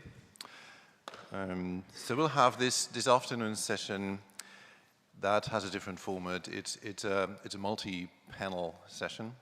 I'm Thorsten Kiefer. I'll be the moderator, or actually rather the master of ceremony, but my main job will be to keep everyone to the time so that everyone can safely get their travels back home. The session is about connectivity, so we'll have 4 panels in that order of sequence. First on funding streams, then on other partnerships and the ocean mission, then on connectivity with sea and ocean basins, and finally with other disciplines that are often not so prominent in our endeavors. Of properly setting up this partnership, just this morning we had the launch of the first call, or the pre-launch, the pre-announcement, that is. So does it make sense to already talk about connectivity with other initiatives? And the answer is yes. The fruits of connectivity during the lifetime of the partnership, we have to put out this in Black Sea and sea-related activities since, I would say, many years ago. Many years. It means that I'm quite old, but I'm still young in my soul, although I have a lot of white hair. Well, I'm really privileged and honored to moderate a discussion, not only among us, but with you, together with 2 outstanding stars in terms of synergies, programs, and activities related to sea and water. And I'm honored to introduce, if it is still the case to be introduced, because you are well known already, Mrs. Magda De Carli, Head of Unit A1 in DG Research at European Commission. The unit is called European Semester and Country Intelligence. She is probably the most knowledgeable person in DG Research related to synergies, and we will learn a lot from Magda today. Not the second, but the next star in the panel that I'm chairing is Ms. Ariane Blum. She's the CEO of Water for All Partnership. Water for All have, let's say, a long experience in European collaboration in water-related projects. And she works for the Agence Nationale de la Recherche in France, in Paris. And again, she's a very knowledgeable and experienced person in terms of synergies, because there are many participants in Water for All who, some of them already, let's say, made this combination. I don't know if the word is appropriate, but let's use it. And I would like to give the word to Ariane to say a few words about the partnership, the experience within the partnership in terms of synergies, and then why not to raise some points that also concern people in Water for All. Ariane, you have the floor. Thank you very much, Johan. First of all, good afternoon, everybody. I would like to first really thank the Blue Economy team for the invitation. I'm very happy to be here with you today because, as it has been said this morning, it is very important to have strong synergies between our partnerships. So it's really important for me to attend your kickoff meeting, and I would like to thank you for this. Just as a reminder, Water for All is a partnership supporting research in the field of inland waters. You're dealing with salty waters, we are dealing with fresh waters, but we have a lot of things in common and strong connections, and it's an important day today to start the collaborations. We started in June 2022 with 79 partners from 31 countries, mainly funding agencies, but not only. We have a research organization as partners of Water for All, and also networks, associations, and representatives from companies. And the first phase with the first call is ongoing at the moment. So we are just a few months older than you are. You know, you said that we have a great experience. It is a starting point. And so today, the coordination team asked me maybe to share some experience when building the project, to see how to put funds together, what could be the synergies between the funds. And when talking about this, there will be maybe some experience to share at the national level. And your expectations was also to support the infrastructures and the monitoring part of the partnerships. So maybe there is some experience that could be shared at the national level, because when we designed the Water for All partnerships, some national funds, like it is the case in France, have been used to support data infrastructures or water monitoring. And these database and data infrastructures are already funded by the National Organization for Biodiversity. But the development can be used and will be used within Water for All. So I think it's a good way to use national funds, existing projects, and to transfer the results, the development to the partnership. And this is also the case for some infrastructures on the field, supporting research on ecosystems. And this will be on the table of the partnership. Another issue for the funds are the regional funds. It's a very, very important part for us. And there is a big expectation regarding the regional funds. Some countries used regional funds for the calls, but there are still pending issues, and we will have to build for the second phase how to better use these regional funds, especially to support innovations and small and medium companies, because many regions across Europe are involved in supporting innovation in the field of water, and they could support collaborations between laboratories and SMEs, but how can it be put together with Water for All? What we expect maybe is to use the funds from Water for All as an added fund to help them exporting the solution, the innovation, and to make links between countries. But there are still open questions with this, and I really hope we can go forward and put these funds together to support innovation and SMEs in collaborations between companies and laboratories. This is an example. And the third thing I wanted also to say is that in general, how to support the synergies between the partnerships. As an example, we have started discussing with Biodiversa Plus, and we will do the same with you, of course. And we identified the possibility to have common, what we call knowledge hubs, and maybe common calls, but as far as I understand, it's not possible. So we have identified common activities, but I hope we can go forward once again to see how to put the funds together. Yeah, these are the questions. Yeah. Thank you very much, Ariane. As we know, we are different in administrative architecture at the level of member states. For example, in France, many of the governmental and European funds are managed at the level of regions. Then we should ensure the right flow, not only of funds, but also in terms of administration, and to support applicants to have the right and very straightforward information in order to make the appropriate application and not to put them additional administrative burden on them.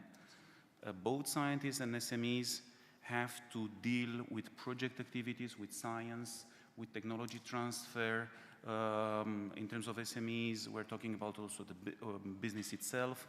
Then we should make their life easier. We are at the beginning of a new programming period. Most of the programs were already approved by the European Commission, DG Regio, but not yet implemented in every member state. That's why now it's the right time to have guidelines, to act appropriately in order to make our life and their life easier. Of course, the synergies we have discussed since, I would say many months and many years ago, but things are becoming clearer and clearer as the time goes by. And now I would like to give the floor to Magda to tell us the latest news in terms of synergies.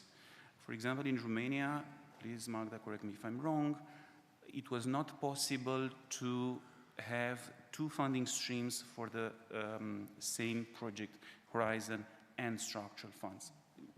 The applicant have to choose one and another. Now the regulation has changed, and it is possible to have two funding streams from two EU programs in the same project, of course not overlapping costs, activities, and so on and so forth. But now, from legal perspective, it is possible. Now, as the devil stays in details, we have to know and to tell the others how this fantastic mechanism called synergies of funds should be implemented. Magda, please, you have the floor. Okay. Thank you, Jorel. And it was a bit embarrassing even, the presentation you made for me, raising a lot of expectations, so I hope I will not be disappointing them. So first of all, good afternoon to everyone, and thanks a lot to the Ministry of Research for having organized, in Italy, for having organized this wonderful event. Thanks to Raffaele and Margherita, working hard for that. And thanks as well for the Norwegian co-leading this wonderful partnership, and to all of you participating. There were two main key messages that came from the discussion today, from the initial presentation by the head of cabinet, Marcella Panucci, head of cabinet of Minister Bernini, also from the Norwegian Minister Bjørn Skjørne, Maria Gabriel, the commissioner, and John Belle here. Two main messages. First of all, the key importance of bioeconomy and the sustainable economy through the sea. As John was saying, let's hope that in 100 years we will remember this day as the turning point where there is a lot of movement that will be improve the situation, and this is extremely important for our future indeed. So in all these interventions, it was clear the fundamental role of this particular partnership, but partnership in general. And if partnership and this type of models is so important to put all the forces together, we have to make it possible that all forces are easily put together. And you mentioned that there are forces, there's resources including, and the budget. So that's why synergies is extremely important. If this is a priority for us to mobilize and to move things forward, we need to mobilize also the available resources. I've been dealing with synergies for many years. I've changed different roles in the Commission, in DG Research and Innovation, but the file on synergies kept with me, and in a way I'm very happy because I could see and hopefully also contribute to the progress of that. And I can see, indeed, as you were mentioning, that there are things that were not possible in the past and that are possible now. Especially there has been a big turning point with Horizon Europe and the new structural funds regulation that has just started, together with the also improvement in the state aid regulation. So the combination of these three are really making things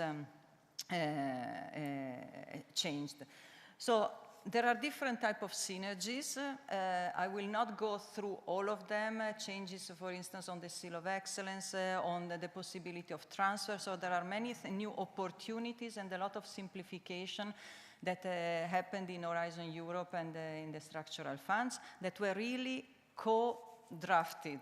For the first time, we were really sitting aside with our colleagues in DG Regio and DG Budget, etc., drafting the regulations together. So this has brought to a number of improvements. What is more relevant for you, and trying to answer as well the questions and the issues that were raised, concern partnership. So in 2019, when we were negotiating Horizon Europe, Commission put forward the Commission proposal for Horizon Europe, and there was a chapter, of course, on partnership. And then the co-legislator and Council and Member States raised 2 points. First of all, again, the importance of partnership as a tool to improve internationalization, to create the links, to mobilize forces together and put together member states. So the key importance of partnership. And as they were so important, to try to help all member states to be part of partnerships, to maximize the intervention of member states in partnership. So what it was asked is that while in the past the European partnership was asking for a national contribution to be part, for creating this co-funding, member states asked that the national contribution could come from the structural funds. This was something that was not allowed in the past, but with Horizon, indeed, the article has finally changed in the final formulation of the regulation, and you see that it is possible that structural funds are considered national contribution for the partnership. So this is a big change, a big novelty. As I said, was not allowed before, and this has it's due to two different, is bringing two benefits. First of all, that the member state that eventually would not be able to participate to a partnership can do it, and those that were already participating in partnership can do it with extra resources or participate to more partnership. So this is definitely the first important thing, that is the novelty. So indeed, they can be brought together, and within the same project, the two types of funding can coexist. Now, the second point was linked to how we can mobilize this funding, and and it's linked as well to the co-funding mechanism as such. There are also co-fund actions. And what has happened in the past when structural funds are mobilized either to replace Horizon Europe as in the funding, as in the Seal of Excellence, or to co-fund an action, normally the structural funds part needed to be subject to state aid regulation.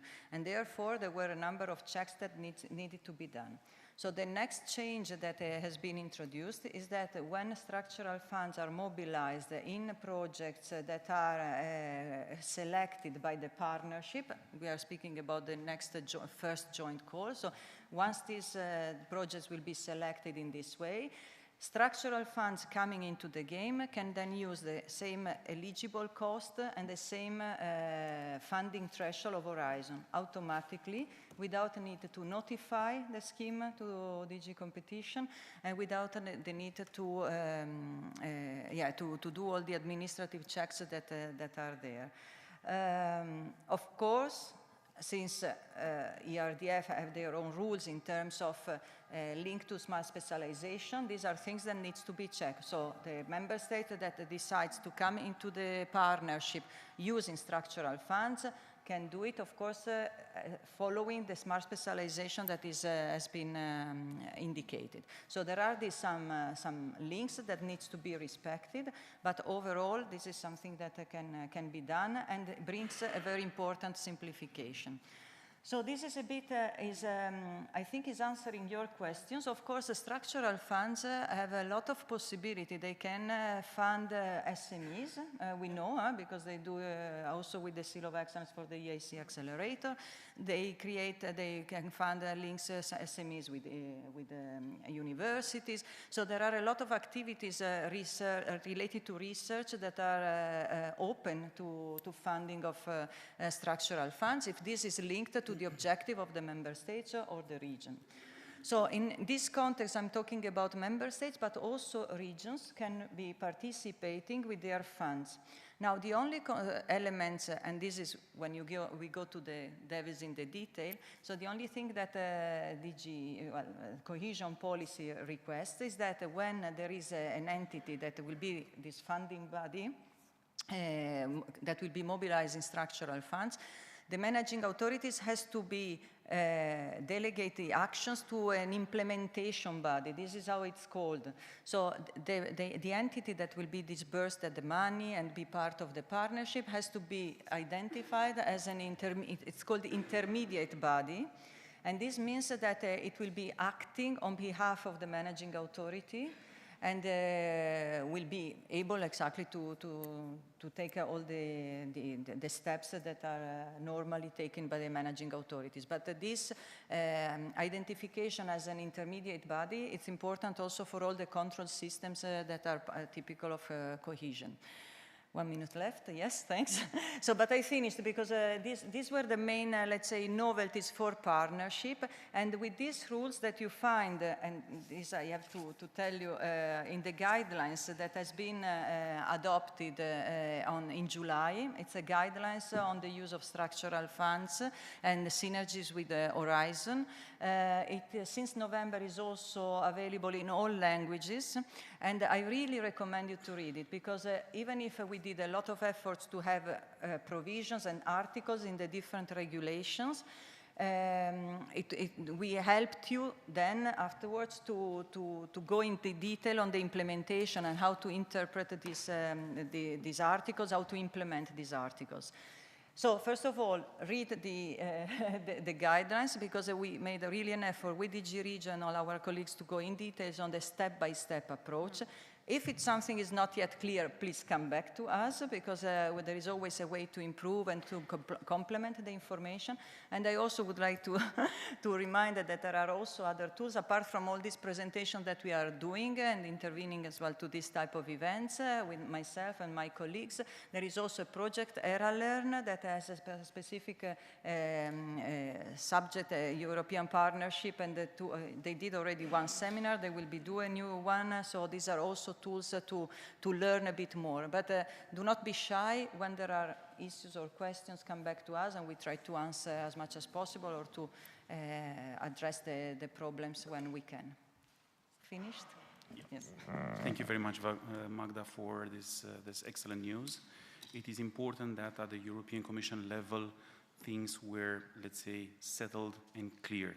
Now, it remains a lot of things to be done, a lot of work to be done at the level of member states and regions in order to settle and to define procedures in order to access these two funding streams.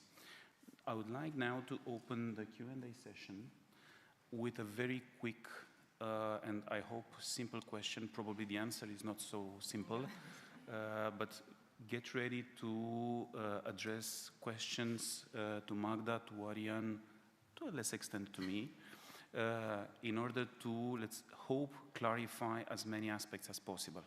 Magda, in practical terms, we are going to launch the call on 13th of February. Once a project is declared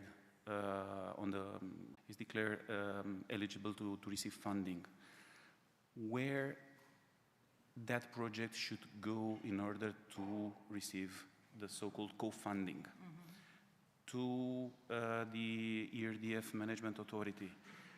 Will the project require additional evaluation or not? Normally it should not.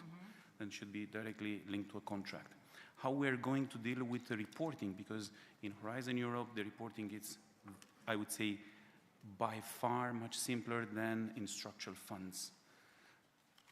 Can you give us some thoughts on this? You are scaring me when you make the Well. Okay, so all your answers are on page 25, 25 of the guidance, but I will summarize for you. No, okay, so the call is there and the funding, the ranking list is there. You know what are the projects that have been selected. So each member state decides how they want to mobilize their funding. So let's imagine that indeed they decide to become the funding body. So in this case, send the claims of the project to the intermediate body. Agreement. And then what I'm issuing the guidance, because we had to overcome a bit a specific article that was included, because in the regulation there is a requirement of avoiding double declaration of cost. So not a double funding, which everybody agrees, but apart from the double funding is also double declaration of the same declaration twice. But this is a rule for cohesion. I'm going very technical now, but the bottom line is that at the moment in which the project claims and has the grant agreement, so it's one interlocutor, which is the intermediate body, is then up to the intermediate body to go back to the managing authorities and to declare the cost that has been, that corresponds to what it gave to the beneficiary. And then only after having done that, they can do it to Horizon and then get the co-funding. So de facto, the final beneficiary has a one relation only, which is with the grant authority, and then the rest happens afterwards. So this is in case it is we are using the structural funds. Thanks a lot. You're scaring me with that guideline. Okay, the floor is yours. If there are Actually, only for one really brief question, otherwise we get into trouble. Coordinator. Sorry, I'm not shy, so I can ask for the first question. Just one point. We're speaking about regional funds.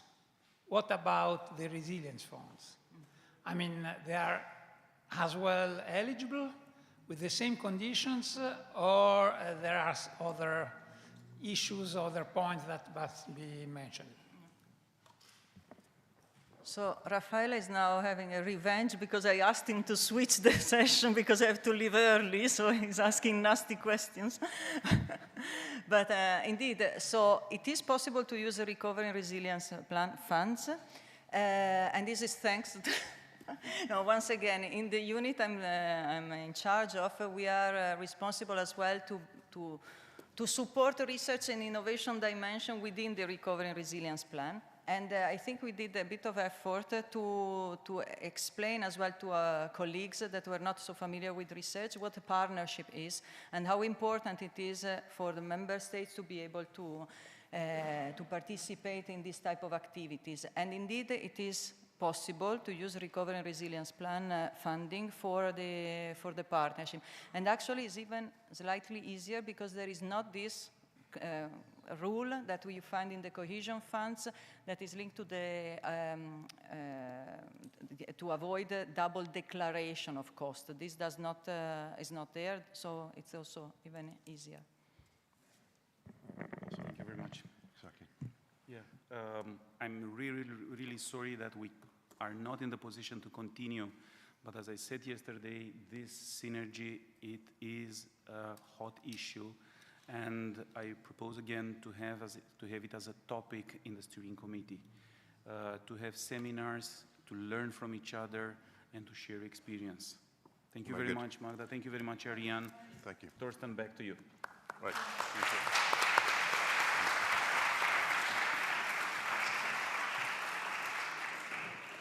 Thank you, the first panel. So next panel is about partnerships and the mission of the partnerships, even though we had already one other partnership on stage. And the moderator is Maurice Herral from the Agence Nationale de Recherche in France. And yeah, Kestutis, I think you can take a seat. And I hand over to Maurice. Okay. Thank you. Just maybe also, we will try to really have a Q&A, question and answers after every panel, unless we don't manage to keep the time, then we have to skip that. But prepare to think about questions. Okay, Maurice.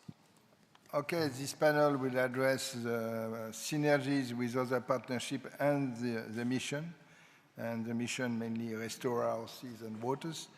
And we are pleased to have the Deputy Director General of the Commission, DG Mare, and with also mission managers for the mission Restore Our Oceans and Waters by 2030. Kestutis Sadoskas, which is near me. And we have online Alexander Grabowitz. Alexander, welcome. And from BMBF, the Ministry of Germany on Education and Research. And he is also, and it's the reason why he's here. We see you're quite well, no problem, thanks.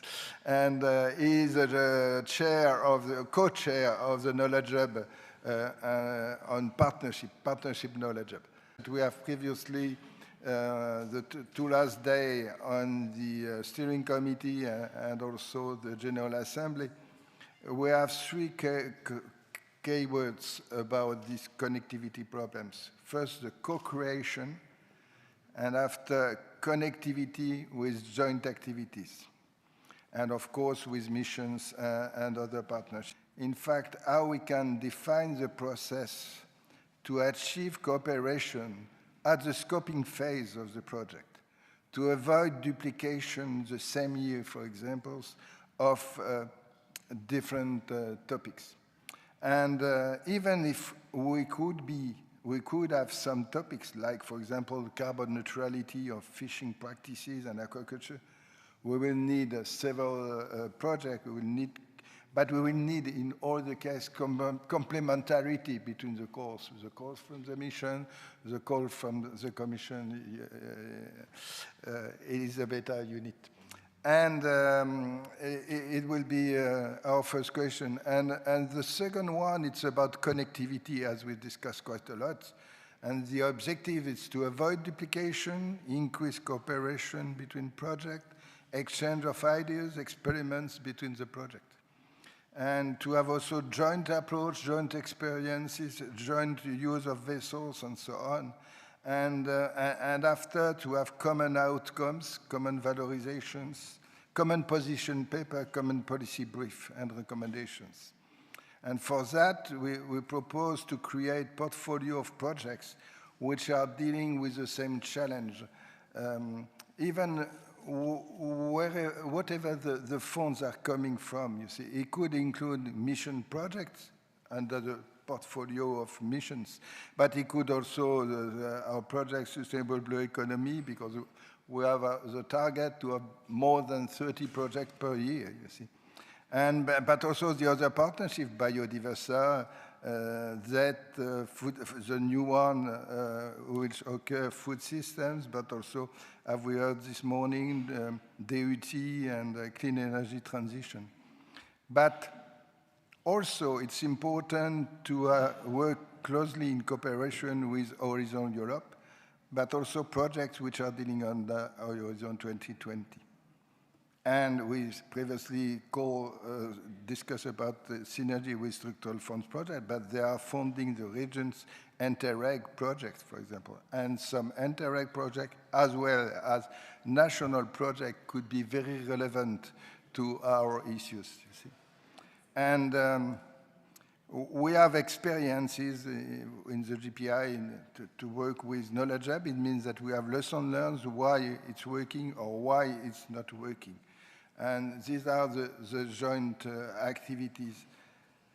For that, we will need to identify a roadmap with the content of the different portfolio, which must be a bit restricted, not too wide. Otherwise, we will have too many projects, because it's working quite well when you have 20 to 30 projects, but not more. And the commissions, and we need to work with the commission services, with the available to answer to these questions. You're first. Yes. Buongiorno a tutti. Good afternoon. Thank you, Boris, for introduction and for posing very concrete questions, but let me maybe start from a more metaphysical note, since we are in Rome, a place where great things are born, and the greatest of all, I think, was the Rome Treaty in the 50s, not far away from here. And as the story goes, and I can confirm because I happened to have the luck to speak to one of the signatories before he passed away, the last one, and he confirmed the legend to me that when the treaty was signed, it was signed empty, as you know, because it got lost simply the papers when they were traveling on the train from Brussels to Luxembourg here to Rome. So they had to really sign an empty document, yet look what came out of it. The parallel that I'm making here is that we are a lot more lucky now, because when the partnership is being born here in Rome today, even though the Immaculate Conception happened 2 years ago, it's not empty. It's full of ideas. It's full of the preconceived projects, full of hope and vision. And that's why even if you can make a Rome Treaty a success out of an empty paper, I'm pretty sure that this partnership is going to be a success by itself. I'm very lucky to be the manager of the Ocean Mission together with John Belle, who mastered the ceremony here in the beginning of today. And this is a very, very important mission, which has a very clear link to the partnership, as well as to many other things that are happening, including the other partnerships that are running. Now, today's result, the Sustainable Blue Economy Partnership, is obviously well placed to support the approach that we have set out in the blue economy concept nearly 2 years ago. And that was happening nearly at the same time when the partnership was being conceived here. And the main narrative for that was that if you want to have a green deal, if you want to have green future, there is no green without blue. It has to be part of it, and in fact, it's not only the green deal that doesn't exist without the blue economy, without the blue dimension, but nothing else seems to exist, including our prosperity. And that's why this idea was born. And yet, at the same time, the idea of the missions, which is the key novelty of the Europe's flagship research program, it was also being conceived at the same time to give a different dimension to how we want to achieve goals that come from the best minds of Europe. Well, the missions also were born nearly at the same time in the early autumn of 2021 as a new tool to bring concrete solutions to some of the greater challenges of our time, something that we didn't know how to fix, how to crunch, and that's precisely why this tool was invented. One of those big challenges is the degradation of our oceans and the waters. So the mission Ocean and Waters looks at the whole water system, from the rivers to the seas to the ocean, and it has 3 objectives: to protect and restore marine and freshwater biodiversity and ecosystems, 2, to eliminate and prevent pollution, and 3rd is to make blue economy climate neutral and circular. So not any kind of blue economy, because we've had blue economy for centuries, but we have a need for a different kind of blue economy. With 2030 target, the mission plans to achieve healthy marine and freshwater ecosystems through research and innovation, citizen engagement, and blue investments. And also through strategic and financial support in the order of €500 million from different European Union programs, as Commission's President von der Leyen announced. And this includes also 344 million from Horizon Europe for 2023. The mission has a regional component, very important component. We have now started rolling out the concept of the lighthouses for the major sea and river basins, the Mediterranean, Baltic North, Danube Black Sea, and Atlantic Arctic basin. And these lighthouses will include research and innovation project portfolios, and they will serve as hubs for the development and testing of transformative solutions in a given area. So clearly resonates with the concept of a partnership as well. But it also has a cross-basin component. For example, it establishes the idea of the blue parks that protect and conserve our blue natural capital across basins across the EU. There are 2 cross-cutting enablers, and one of them was very much highlighted today, which is digital ocean twin, but also broad public mobilization and engagement, which is a second enabler. The objectives of the mission are also closely linked with the intervention areas of the partnership. They are ambitious, but they can be achieved if we work together. The partnership will bring fundamental elements to the mission. For instance, it will support activities on the ocean observation, that will enhance the member states and Europe's capacity to improve our marine knowledge, and vice versa. Europe's digital twin of the ocean, announced by President von der Leyen, will be a great opportunity for the partnership. I also count on the partnership to help us implement the associated regions concept. Vision for competitiveness and sustainability or industry for the depollution, so conceived in one and tested in one region to be replicated elsewhere. Doesn't matter where it can be all across Europe, but these things need to be replicated, they need to be multiplied. And since the moment they were both conceived, the partnership and the mission, I really see the two enterprises are really interconnected and very synergetic. We just need to make sure that the mutual benefits are fully exploited, monitored, programmed, and made visible. The key will lie in connecting the many initiatives, activities, and projects, and I'm very confident that by joining the forces, we will be able to develop new solutions for the health of our marine and freshwater ecosystems. We are not starting from the scratch. We need to build on the existing initiatives already taking place on the ground. There is plenty of those. We just need to connect them and to give them the impact, the punch. We need to also engage and motivate the people to become active players in this process, be it policymakers, the politicians, local, regional, intergovernmental organizations, academia, researchers, business, investors, philanthropists, NGOs, citizens, young people at large. Anybody is welcome to join the mission. Everybody is relevant here. Our mission charter, therefore, is a tool to do so. That is to federate efforts, to strengthen collaboration, and ensure effective coordination within and across different basins. We welcome all submissions to the Charter, from regions with sustainable policies for marine protected areas, from ports with blue transition programs, from foundations who are devoted to protecting and restoring our waters and the oceans, and from anybody who has anything good to do with the goals of this mission. We have so far received 170 submissions, and more 100 of them, they have been admitted to be part of the mission under its chapter, with a quite sizable number when you count also in terms of the money. But we really want more, and we need more.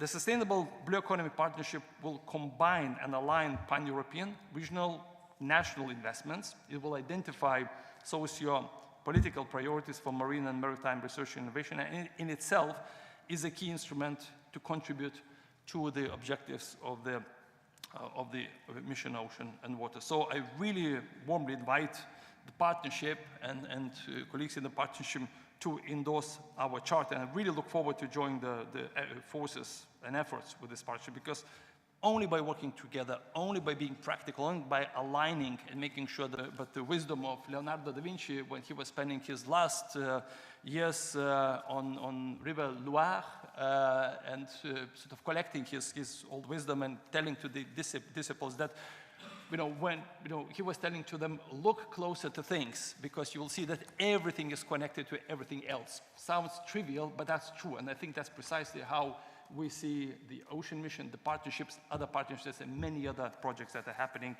on this topic. So with this, I hope I've at least partly answered the question, but I'm pretty sure that there are many answers that need to be found. Thank you.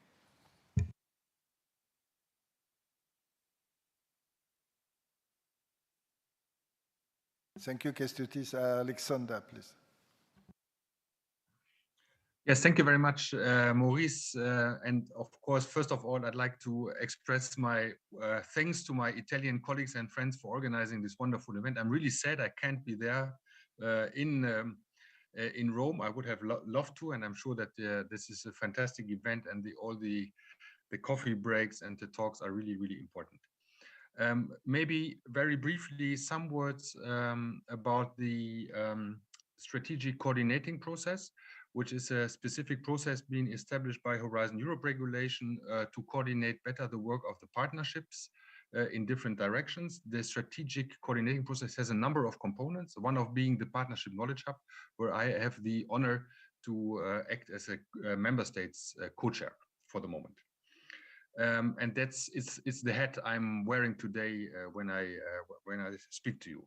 I have another life, which is I'm a head of unit for European Innovation and Research Policy at the German Ministry of Education and Research. Something which is very particular, that the whole partnership is something between the ERA world and the Horizon world. And I think that's really, really important to always also understand, and some colleagues at the Commission sometimes need to understand, that the partnership is something else, because it's mainly financed and largely financed by member states and or industry, so on different grounds. I think the Sustainable Blue Economy Partnership is one of the most important ones, and I had really Raffaele on many fronts, so that was really fun, and it's a very, very important partnership. I think, I mean, we have heard already all the links to the missions and so on and so forth. So I think there can be no successful mission without having partnerships also in the back that provide the substance and the cooperation, the real concrete and practical cooperation. And this is particularly true, I think, for the Sustainable Blue Economy Partnership.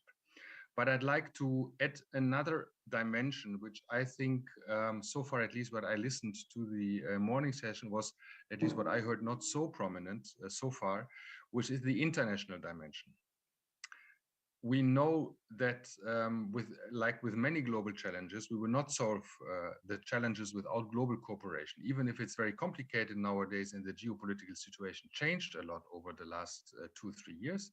Still, it's really, really important. And we know that we have, John, and I remember we had John Belle, we had the Galway process, we have a number of other international activities starting from research and going starting from research towards partners in the Northern Atlantic, in the Southern Atlantic. We had in the DNA of the Blue Economy Partnership, we had bonus, we have this basin issues also on international cooperation. And here again, I come back to the issue of member states, the importance of member states' contribution, because if you look at the actual structures and the actual resources we have in Europe on research, being it vessels, the backbone of cooperation and of knowledge.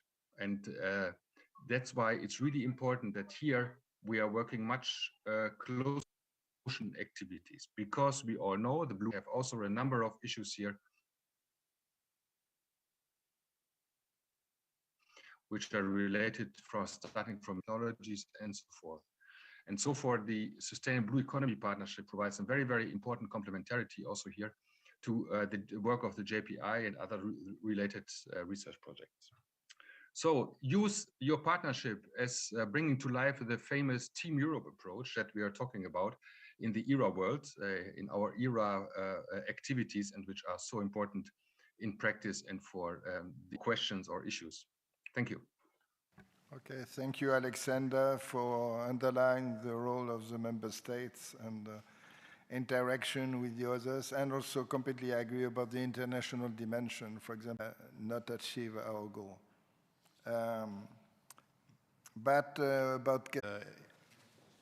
You've heard the comments, and I'm curious to hear your light.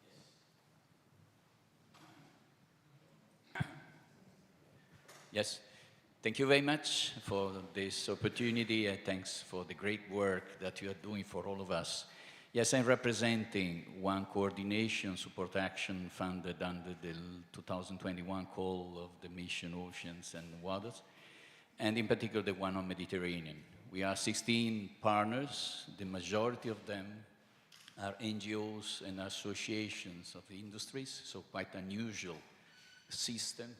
Our task is, in fact, quite demanding, because the idea is to develop an interactive, digital, interconnected, multi-actors lighthouse able to provide to all stakeholders, countries, regions, etc., all the information, the technologies, the know-how required for preventing and reducing pollution due to microplastics, but also pesticides, nitrogen, phosphorus, hydrocarbons, and the other that are entering into the hydrosphere of the area. We will work closely with the European Commission, DG RTD, DG Mare, UFM, which is playing a key role in the area. And together we will go through 4 major steps: quickly because this is important for understanding how we can cooperate closely. The first one is to identify a roadmap of concrete actions that we can quickly put on place for reducing for some percent the pollution.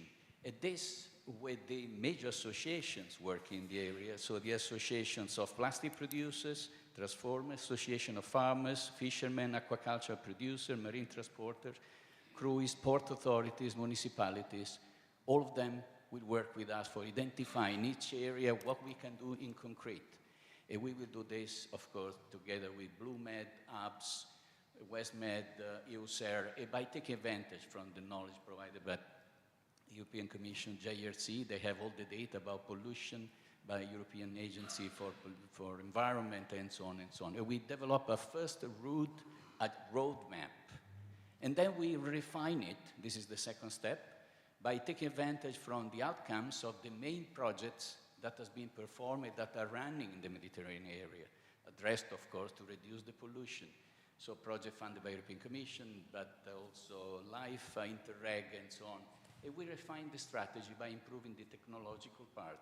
And then we also develop catalog of services, capacity, technical monitoring, business model, financial tools, social engagement, and so on and so on. And the third step is to share this with the society, with the Association of Majors, the Association of Industries in the area, widening the community, and getting additional inputs for co-designing the final roadmap.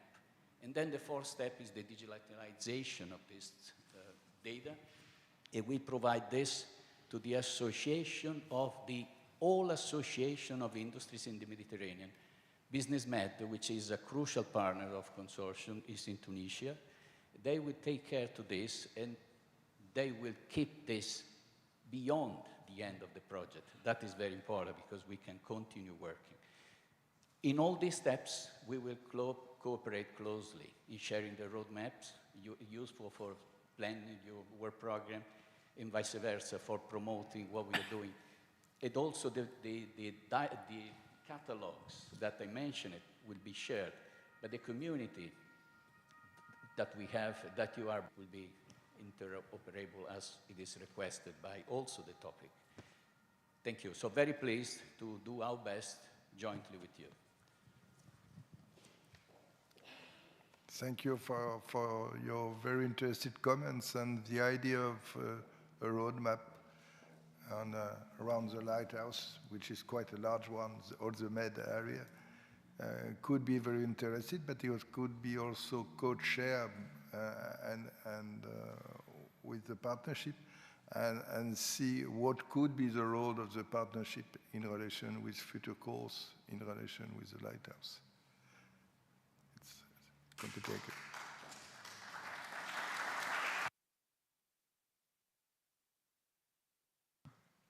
I would have said that we can have one question if there's an urgent one, a quick one and a quick answer. But if there's none, then I thank Maurice, Kęstutis, Alexander for a very nice and informative panel. Okay, now.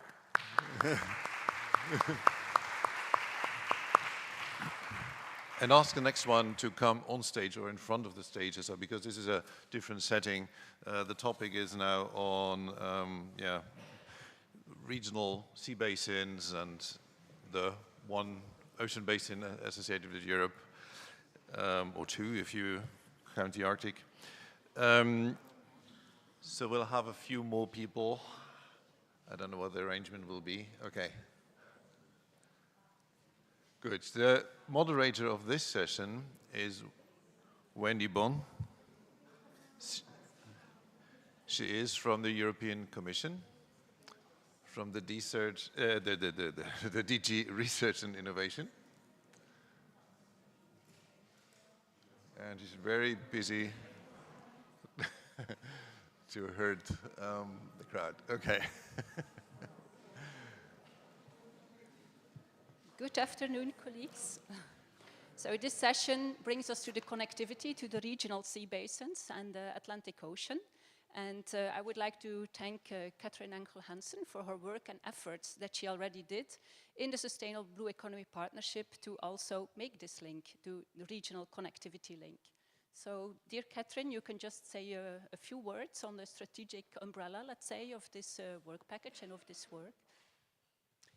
Thank you, Wendy, and good afternoon, everyone. I'd like to start where Stotis mentioned everything is connected with everything, horizontally and vertically. And as Alexander Grablowicz said, what about international dimension? Actually, this connectivity of the different geographical levels is at the heart of the partnership.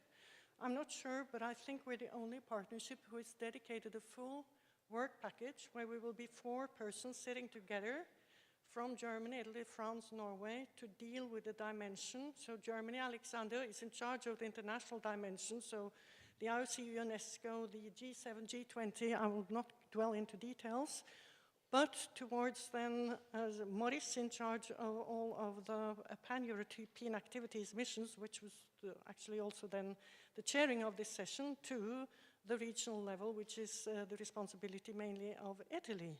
And why do we do this? It is simply because we know that building up partnerships and engaging with other countries takes time to understand each other, to speak the same language. And there has been a tremendous amount of work ongoing in the regions, from the first one, the bonus Article 185, 2006, to the more new one in the Black Sea, where you're about to develop your implementation plan from the strategy. We already have benefited tremendously by the sea basin nodes, because we have, as you can see from the map, specifically engaged 2 countries in each region and the Old Atlantic to take a role in addition to their national role to actually try to maintain this connectivity to the regions. And I'm delighted to share with you today all of our nodes and to give you a hand. But they're there to support us to maintain these networks. And so far, I've seen they've really been instrumental in the work we've been able to do, where we have, amongst others, undertaken a number of regional meetings thanks to, and conferences thanks to the European Commission. So thanks back to Wendy. So with that. Okay, thank you. So here you will get to know all the faces and the names of these regional contact nodes. So that's really the objectives of this session. And the first question goes to Anne-Catherine Lescroat from the Baltic and North Sea regional contact node to explain us a little bit more what is the role of these regional contact nodes. What can people expect? What can countries expect? Thank you. Thank you, Wendy, and thank you all for this great opportunity to present ourselves to this community as contact nodes. And my name is Anne-Catherine Lescroat, and as Director International Relations in my institute. It's an institute with a mandate to work the quintuple helix. And I work, just like all of us, in a highly dynamic environment from the policy, science, innovation, industry, and societal perspective. So it is highly dynamic in the sense that just the sheer number of initiatives, also the nature of these initiatives, some are long-term, short-term, broad or narrow. The complexity or dynamic nature is also in the diversity of the stakeholders we are dealing with. They speak different languages, they have different objectives, and they need to be bridged. Also the complexity of the governance levels we are working in. Many of us work at the same time at the SDG levels, so working towards the Ocean Decade objectives, as well as looking and connecting with our municipality levels. So it's highly dynamic, as I said, and in highly dynamic environments, you tend or you may miss opportunities, information gets delayed, etc. Although all of these networks or initiatives are well networked and coordinated in their environment. So what I want to say is that brings me to the role of our contact nodes. Definitely, we are not here to coordinate. We don't have a mandate to speak on behalf of an organization.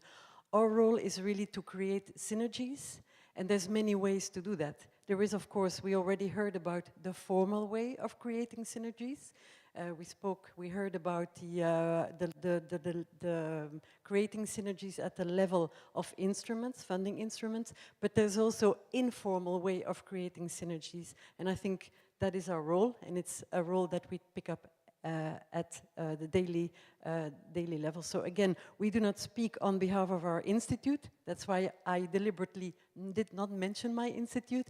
We speak on behalf we do not speak, sorry, on behalf of a mandated body. We are really looking at synergies that we see on a day-by-day basis. And that can take many shapes. It can be about being alert to new opportunities. It can be translating our objectives in the language of the stakeholders we deal with.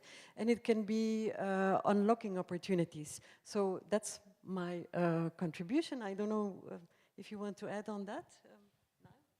Thank you, Anne-Catherine. So I'm Niall McDonough. I'm the Atlantic node along with Natalia. So again, that's the hat I'm wearing today. As Anne-Catherine said, we're very much representing the regional and the sea basin that we've been assigned as part of this activity.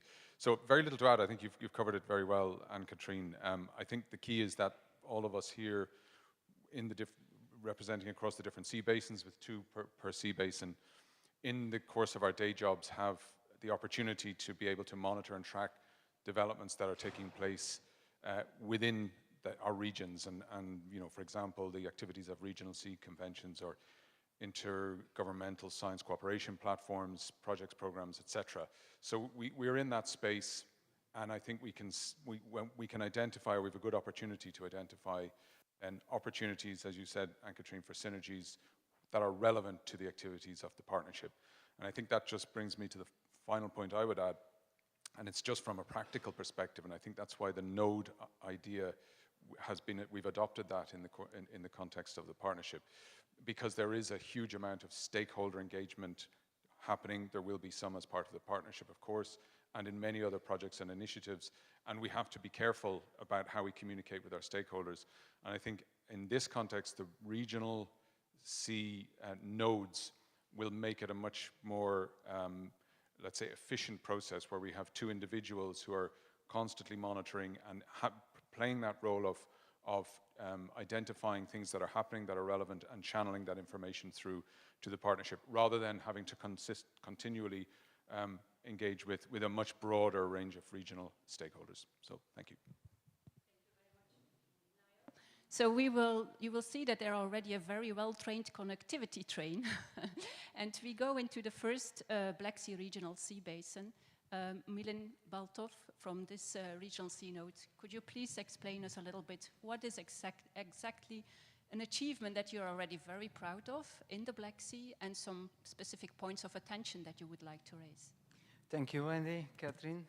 Yes, the Black Sea is the new on the map of the whole sustainability efforts and initiatives, as it is geologically the newest sea basins around Europe.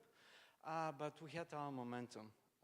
Here was our godmother, Ziggy Gruber, in 2018 at the very European Maritime Day. We also created the Burgasve Vision, and okay, we had a great push at that time. After that, the push went through the Black Sea Connect project, and we designed the Black Sea Syria. Not only designed, but if going into the words of the quadruple helix and quintuple helix approaches, we started a great involvement with the stakeholders. We had their feedback, and I will say we had meetings like the General Assembly of the Doors project, where the fisherman was sitting next to the CEO of the port authorities at that time. We were extremely happy, but we also were I just mentioned one of the two huge Black Sea research and innovation projects, the Doors, the other one, the Bridge. Through them, we are also introducing the approach of the Blue Growth Accelerator and the option for the startups based on the ideas of the sustainability in the blue economy. But we also moved forwards quickly, I mean, almost from the zero floor, with the citizen science initiatives like the Plastic Papyrus initiative. We were happy to have the kickoff of the widening of this initiative done by our commissioner, Maria Gabriel in Burgas. And I will mention, yes, we believe ourselves, not that much because at the national level there is a full understanding, but because at the municipal and regional level there is a big involvement. I mean, the mayors in our regions, they're proud of and they're showing off with these initiatives, and I'm fully sure that we shall appear wider and wider on the map. For the first time, I heard today that the lighthouse Danube is now called Danube and Black Sea, and I'm very proud of. I was part of the assembly to the mission board when it was designed. Thank you.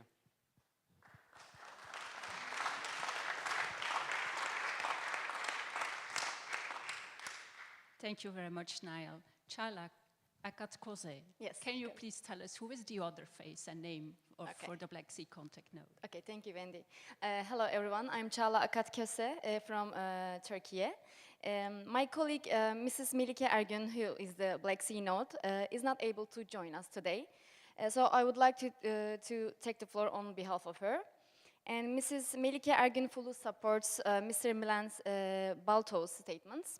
And she would like to add that the implementation plan under Black Sea Connect project will be an additional asset for SBEP activities. Thank you.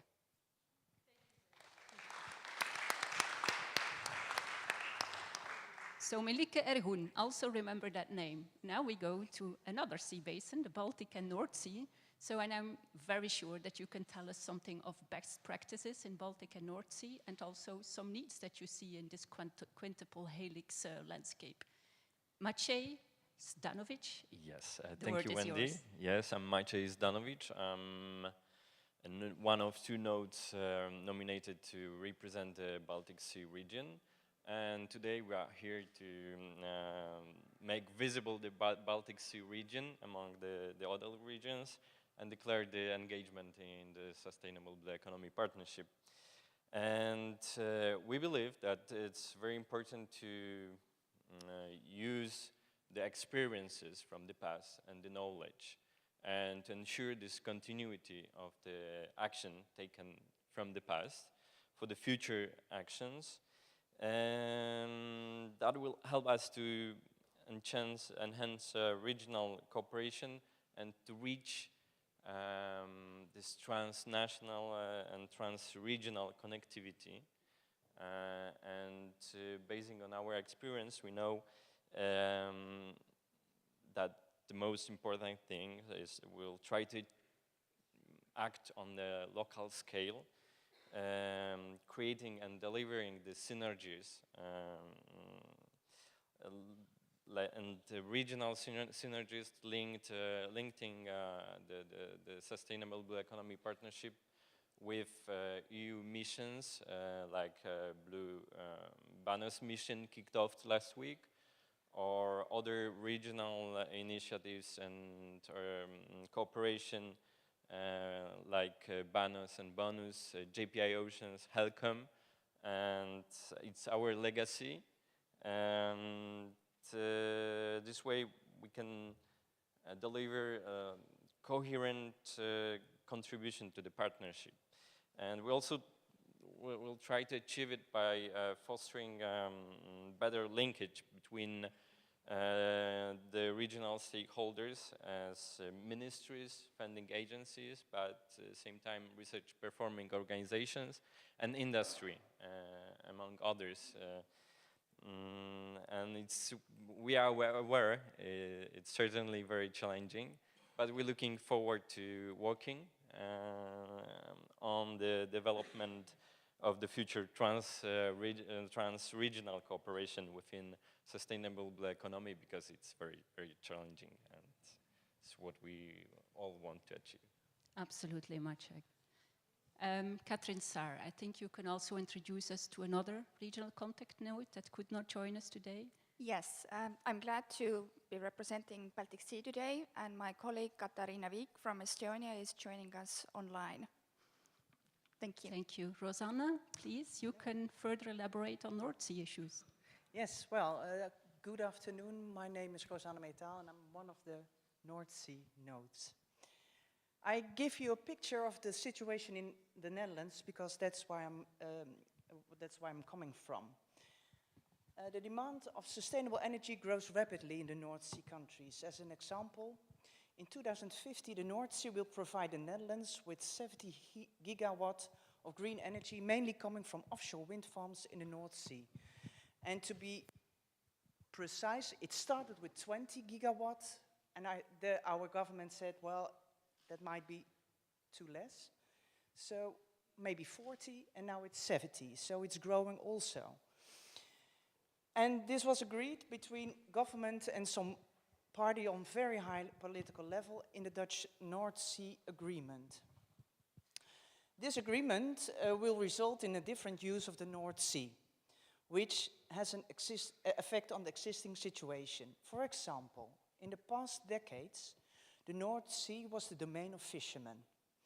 This group of blue economy partners will experience the changes at the full.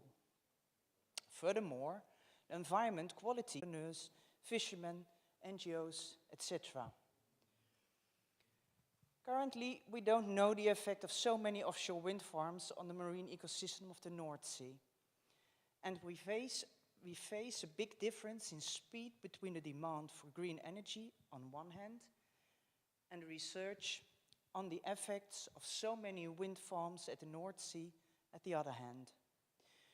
To answer these questions and to close these knowledge gaps, we need applied and fundamental research about multi-use offshore wind farms, blue food, maritime spatial planning, and fisheries.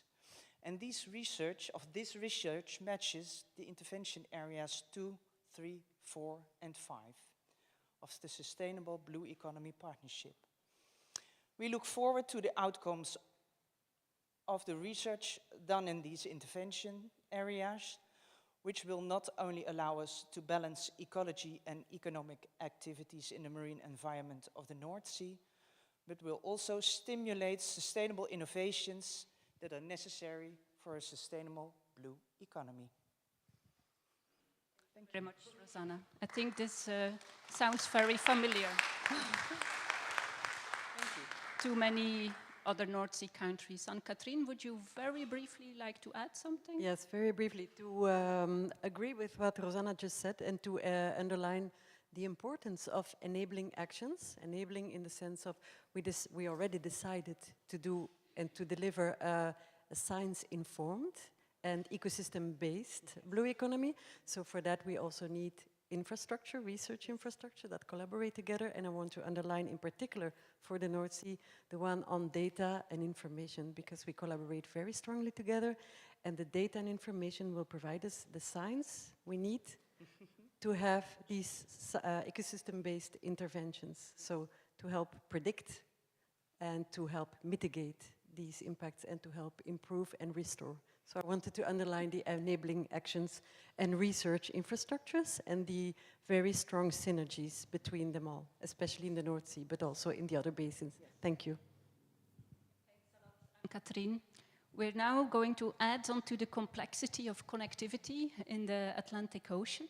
So please, Natalia, could you please elaborate a little bit more on what is your biggest achievement, or what do you see as worthwhile mentioning here for the Atlantic Ocean? Hi everyone, I'm Natalia Ospina from a contact node for the Atlantic together with Nile. I'm very happy to be here, and especially regarding this topic, because I would like to highlight the extensive work that in the Atlantic we have done so far regarding to science, diplomacy and networking. This is something very important because this allows us to have countries from both sides of the Atlantic working together and ready to cooperate. But as Catherine mentioned at the beginning, this is not easy. This is a process that it takes time. So we need to take that, that is something very important, because it's not something that we build from one day to another. So as examples of this, with join pilot actions focused, for example, in training, like the Arti network, also in ocean literacy, with the commitment of already 16 countries working in the Blue Schools initiative, and also in infrastructure sharing with a platform that is already under development. Regarding networking, a very good example of that is, for example, the Air Center Networking Fridays. That is it's a very good way to foster the cooperation with countries beyond those that signed the Galway and Belle statement and the AORIA, because we have to remember that the Atlantic is diverse and it comes with countries from different countries. As Catherine mentioned, we have multiculturality. And this is very important when we are working in this kind of initiatives like SBEP. Also, regarding in the framework of AORIA, I would like to mention that there are already networks developed. They are organized regarding marine biotechnology and aquaculture. And this is a very good access for this BEP, because this includes a full all-Atlantic community already engaged, ready to work together. And just to close, I just want to mention that networks are very important for the work that we are doing here. They are important because with the networks, we build the trust. And trust is the key for cooperation, because if we don't have trust, we cannot cooperate. So thank you very much. And I would like to pass the word to Niall. Maybe he can complement something about the initiative regarding the Atlantic. Thank you, Natalia. So yes, you've covered a lot of good areas there. Maybe just to add very briefly, some additional comments. So, and I think we can, in the work we will do in the Atlantic as nodes, look to initiatives, some of which are EU, done within the frame of the European Union, but some of which are not. You've mentioned, of course, the Atlantic Ocean Research and Innovation Alliance, which is, of course, a really important science cooperation platform that will be so relevant to what's happening in the context of the partnership. And for sure, we will work together in trying to bridge that gap and identify opportunities and synergies there. There's also the work of the Blue Mission AA project, which your colleague, Jose, we'll hear from, I think, shortly, Jose Butino, is coordinating, and we are also involved. I am also involved in that with other colleagues. This will be an important coordination and support action for helping to build a lighthouse community in the Atlantic for the mission implementation, Restore Ocean and Waters by 2030. So those are some important things. Also from an EU perspective, we have the EU Atlantic Action, the EU Atlantic Strategy and the associated Atlantic Action Plan 2.0 with its 4 pillars. And again, I think there's a great opportunity for the SPEP to be able to assist in some of the important goals that are set out under those 4 pillars from an implementation perspective, and I think the synergies both ways there. And then we look outside of the EU framework and to cooperation mechanisms like intergovernmental organizations like OSPAR and ICES, and so many more we could list here today, which we don't have time to do. We will need to connect with those and make sure that we are, again, ensuring good cooperation and synergies where they exist. So thank you. Niall. We'll now swap to the Mediterranean, or last but not least, regional sea basin, where there is also plenty of complexity. So please, Maria Azzopardi, can you elaborate a little bit further? Yes, of course. So my name is Maria Azzopardi, and I am one of the Mediterranean nodes, together with Greece, with Argyro. So most of you who might be hailing from the Mediterranean know how rich the Mediterranean is when it comes to regional cooperations. Fabio earlier on mentioned the Union for the Mediterranean. I think it needs a mention because it brings together countries from the North Mediterranean, but also very important cooperation with the South and East of the Mediterranean. So similar to what Natalia has been saying, through this node, we can connect with countries that are coming from non-EU, basically, member states. And so I think that that is very important for the partnership to truly be as inclusive as we want it to be. The Union of the Mediterranean has also come up with the ministerial declarations on the blue economy, the most recent one being in 2021. And so there is a lot of effort being done in the Mediterranean to make sure that we reach these goals that this partnership is trying to reach. In addition to regional cooperations, there are also networking platforms that represent our stakeholders. There are many networks, but I would like to mention specifically the Mediterranean Blue Economy Stakeholder Platform, MEDBESP, and also perhaps that network that is more specifically representing the private sector, business medfab communities, in order to truly be representative of the quintuple helix and mobilize and engage stakeholders as much as possible. Thank you very much, Maria. You touched upon platforms, and I think we have also someone very experienced here from the Blue Med. So please, Fabio. Thank you very much. Very briefly, well, I'm Fabio Trincardi. I coordinated the CSA Blue Med under the guidance of the group of the senior official and Sigi Gruber and of course the DG Research. And one of the achievements was that we were able to involve virtually all the 22 countries of the region, which is very complicated, having only 8 European countries involved. And we did this exactly through the system of the 4 platforms on knowledge, economy, technology, and what's it called, the policies. A thing we did towards the end of the process was to launch the pilot, I say the name exactly, on healthy and plastic-free Mediterranean Sea, which was somehow prodromic to the work done in the mission and that is going on today. And this is good for the Barcelona Convention to prevent pollution in the region. And the last point that I think it is important, we worked with a group of young ambassadors from non-European countries, North Africa and Middle East, very young people, very efficient, and they very much helped to consolidate the dialogue and to come to a shared view and a common view about what the criticalities are in the Mediterranean region. I think this is as fast as I can go. Thank you very much, Fabio. And now you have the last word.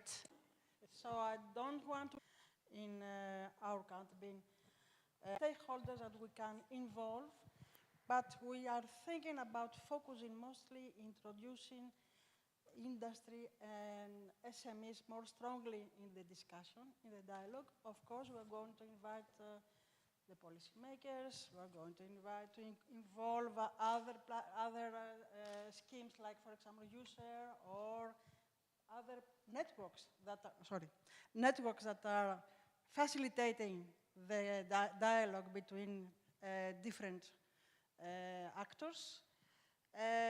We are going to underline in all kinds of actions we are going to undertake the quintuple helix approach. And one of the thoughts we have is to find out complementarities in order not to repeat things, in order to save energy, and see how we can really take advantage of our presence in the participation in this partnership and other existing schemes.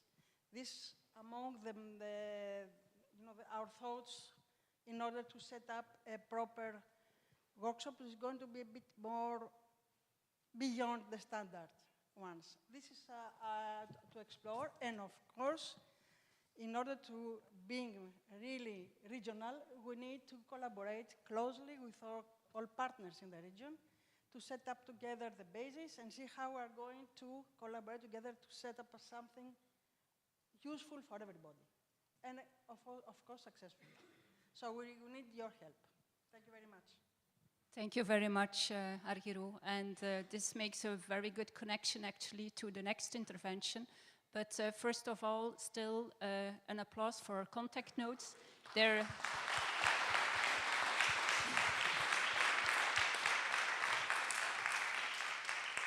They were perfectly timed connectivity train. Use them as well. You now have the faces and the names, and also emails will follow. Thank you. Very good.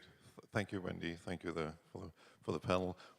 We'll open now for a question or two, and I'll start again with soliciting one question that is from Jose Moutinho. Well, again, I'm probably totally mispronouncing this, because he is also coordinator of a CSA lighthouse for the Atlantic in this case.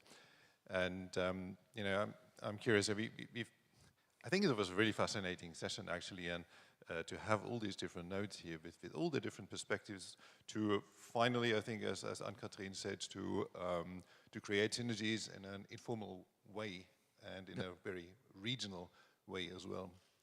And if you think about it, the partnership has a pan-European architecture or setting, but with regional with these regional nodes to reach into these regional communities. The mission has a bit of a different setup, actually, almost the opposite. It has these regional lighthouses that are then scaled up and that's the idea, to the pan-European scale. So I'm curious to hear what you think, what you can share, any ideas about how to set up regional success. Okay, thank you. Thank you for the invitation. And I'm José Luis Moutinho, as already said. I'm the coordinator of the Blue Mission AA, Coordination and Support in Action. I'm working very closely with the other two innovation actions. And I prepared carefully this answer, but the Deputy Director, Ketusti Sadowski, spoiled my, my reply, because much of what I would say, he already said in his intervention. Thank you for that.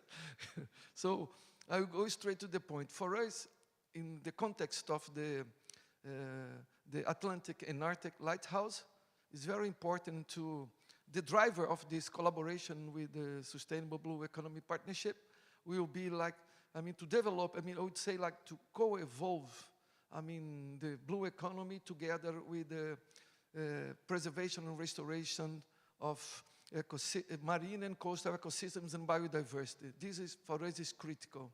So we really have to work with you together. So because I see, our projects like, two sides of the same coin. This is very important. And in terms of a regional setup, part of this answer will be given by Niall, because he's responsible within the Blue Mission AA to set up what they call this, long-term dialogue structures with regional governance structures, where you can exchange ideas about implementation, policy, and this forum will be open to everybody in the Atlantic and Arctic, and I hope you participate. I know it's a little bit challenging. We already heard about the Mediterranean, the Baltic and North Sea, but we are covering Arctic and Atlantic. And we still have to later link up with the rest of the Atlantic. So it's a huge. So I know this idea, at the same time, we are trying to go very local as well. All these projects, the pilot projects for each one of the innovation actions is a place-based demonstration project. So we hope we'll create a critical mass of interested local stakeholders, local actors, local policymakers, and then within this initial group that we will draw from, basically from the innovation actions, we create this critical mass where people start to interact organically, and this connection between the mission and also the sustainable partnership will grow organically. Okay, thanks very much, Jose. So this very local or ultra-local or so approach is maybe the next frontier also then for the partnership, from regional going down to local with the concrete activities. Thank you very much, Jose. Are there any other questions from the audience to this wonderful array of regional nodes?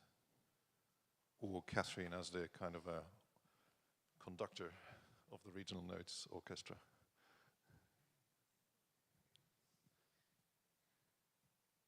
Three, two, one. Okay, thank you. There's a question online. Okay. So yeah, Catherine just asked me to confirm that you really should use those regional nodes.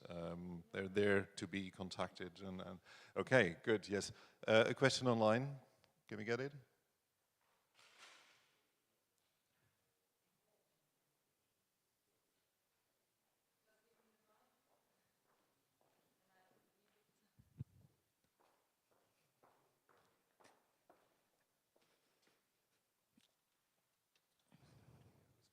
How can we link to the different CBD nodes? Would their content information be available on the SBEP website? So, very similar, very simple answer, yes. And so, Willem, Frode, you've heard it, we put it on the website. Good, then thank you again, an applause to this wonderful panel.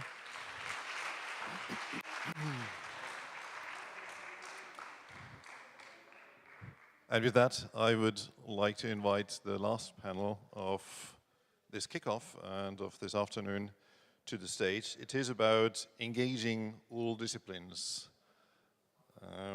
And so Willem de Moor, my colleague from JP Oceans, will chair this session and introduce his panelists.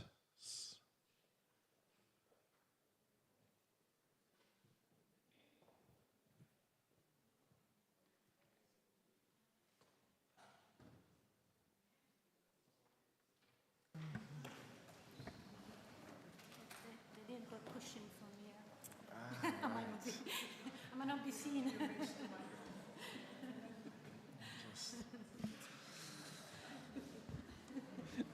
Right, I think we can start off right away. Welcome. So my name is Willem de Moor, Deputy Director at the JPI Oceans Secretariat. And as you might know, with JPI Oceans, we're the work package leader on communication within the Blue Economy Partnership.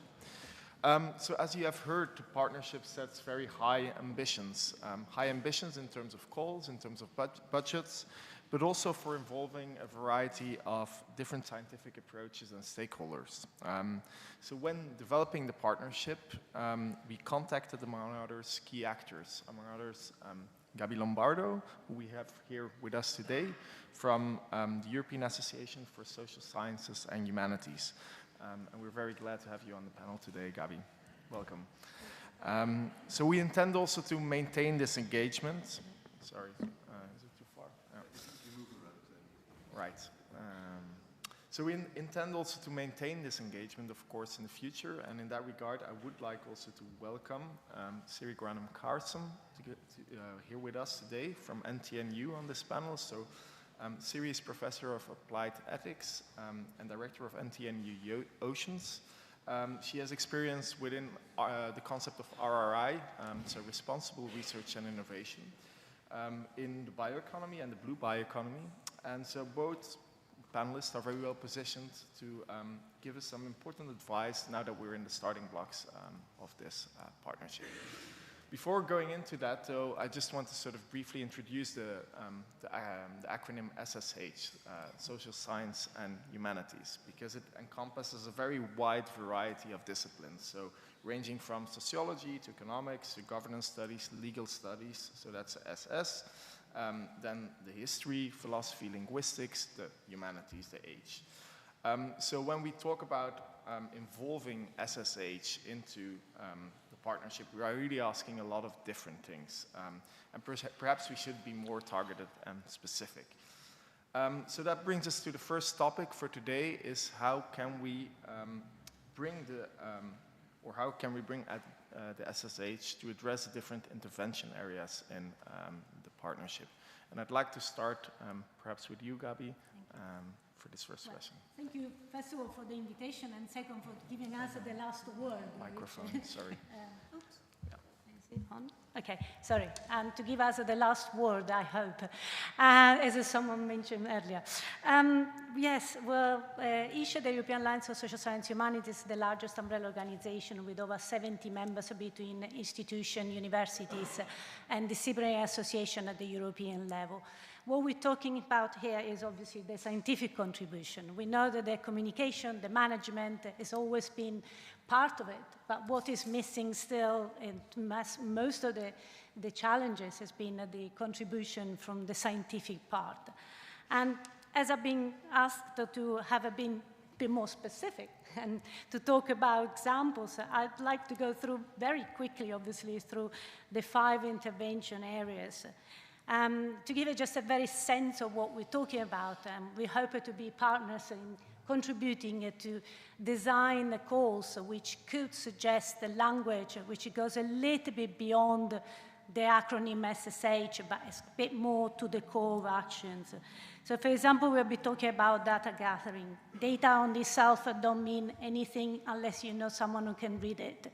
We had a very advanced medical machine, and we didn't have those who could use it. So skills is crucial in this context.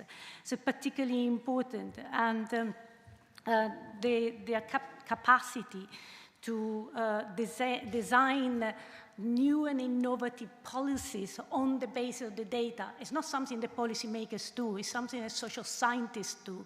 And there's a difference between a policymaker, the mayor of a town, and a social scientist dedicated to look at policy interventions or policy implementation, trials of policy that work and don't work.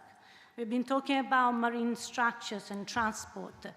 And transport is a very complicated space, quite often derailed by monopolies, which actually are very well supported by something that we know as a very functioning policy mechanism, like subsidies.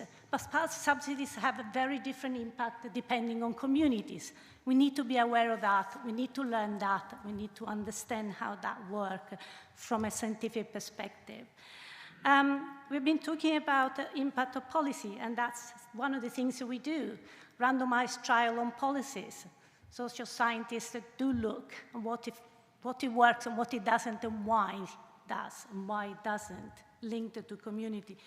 I don't want to give any bad reminders, but some UK politician must have underestimated what was happening with fishermen. No policy analysis was done about what fishermen wanted.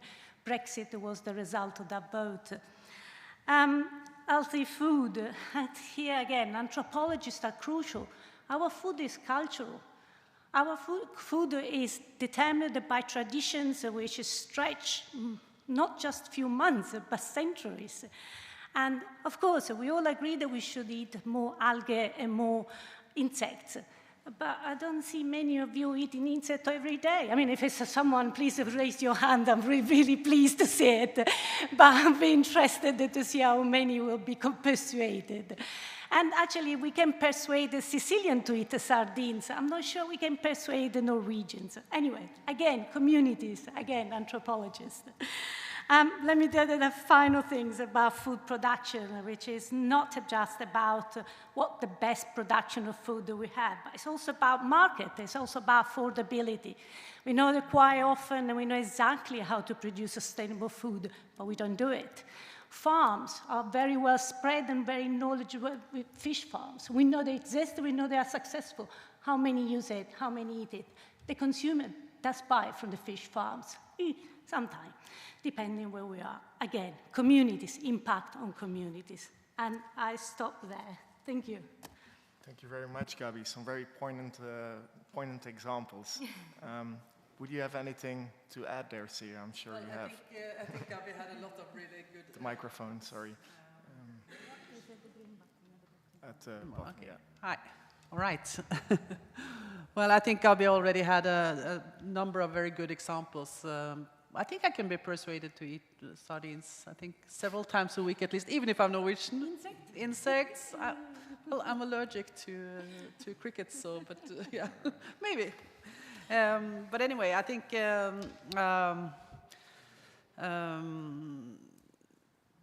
just in general, I support all Gabi's point. Of course, when it comes to the more technology-oriented, I think all of these intervention areas, the way they are sort of briefly described on the web page, they are described in relatively technology and natural science-oriented ways, even the one on planning and managing. Mm-hmm. But at the same time, of course, it's quite obvious that the perspectives of the humanities and the social sciences are needed in order for any of these areas to reach these high ambitions that are described. And also, I think that what is important to point out that it's not only about sort of affirmative action here, because I think in too many cases the humanities and social sciences are brought in as a sort of helping in the implementation phase, so to speak, with the communication part or the getting it out there and so on, or in my case being an ethicist to go through this box-ticking exercise of checking that things are in compliance with the ethical regulations and so on. But it's actually also in order to bring it in at a point where you actually describe the research questions. So you need to bring in the social scientists and the humanities people at that stage already. And it doesn't help to have this kind of working out the technologies that are functioning in that sense without making sure, as Gabi said, that it's also possible to implement it.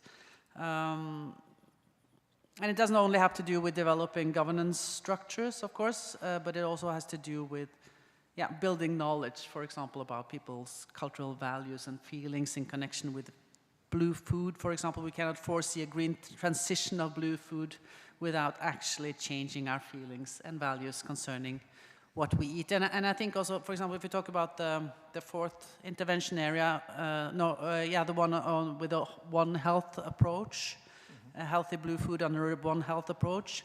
I think a concept like One Health or sustainability for that matter, I think those are very value-laden concepts that are closely connected with actually changing the way we see ourselves as human beings, as being part of nature and not just as managers or shapers or shepherds or whatever concept you use in opposition to nature, taking care of nature, but actually dependent on nature in a different way. So I think environmental philosophy also is a very central discipline in that sense. And I think as the president of this beautiful establishment here said this morning also, the arts are very instrumental and important in order to shape our values and be sort of also not just studying our values, but also shaping our values. And there's a lot of talk also in the general setup of this wonderful partnership about the just blue transitions. And of course, we cannot really go into in the overall description what kind of justice we're talking about here. But of course, development within theories of justice are also very, very important here. Right, so I do understand that we still perhaps need some work on our intervention areas, or certainly on the communication of the intervention areas, to make sure that including the social sciences and humanities is just not basically a box-ticking exercise. We really need to integrate that into the design of the calls in the first place, but then also into the design of the projects. But that brings us to our next question. So, I mean, social sciences and humanities can be seen as contributions to R&I projects, but beyond the research component in a single project, the social sciences can also offer a lot in terms of new knowledge. We recently also have seen seen the emergence of a new field of studies, sort of the progress studies, for example. But I think, could you elaborate perhaps a bit more on that in particular? And how SSH can help us on the path to impact and societal uptake of R&I. Yeah, again, obviously my focus again is on scientific contribution. I mean, in this case, actually was mentioned this morning, the issue of translational research. When we're talking about interoperability of research methods, this is something which medicine has done a lot of progress over 40 years and is well advanced. We are working on it. We are working on developing more. We're actually on the verge of doing a call for action to support the translational research in social science humanities in a way that we could take ownership of different scientific methods and make them interoperable, make them communicate with each other. So it's not a translation from one language to another, but very much from a scientific language to another scientific language. I think that's the best way to have to maximize impact. Thank you. Thank you. Siri.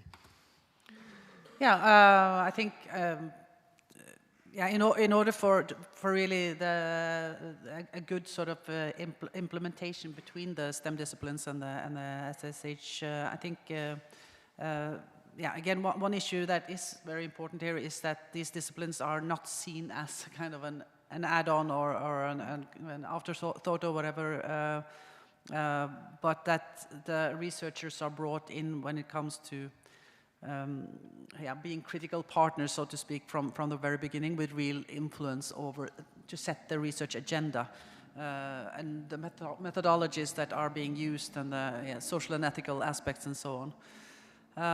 I think, again, it's important to underline that these disciplines are not just there in these kind of frameworks for affirmative purposes, but importantly as critical partners, as for critical purposes, for pointing out paradoxes, for example. There are real dilemmas ahead, as this research agenda in this partnership very clearly shows. If you read through it, there's a lot of talk about how we are going to ramp up use, how we're going to ramp up extraction, manifold times upscale the production of food from the ocean, energy, maybe minerals.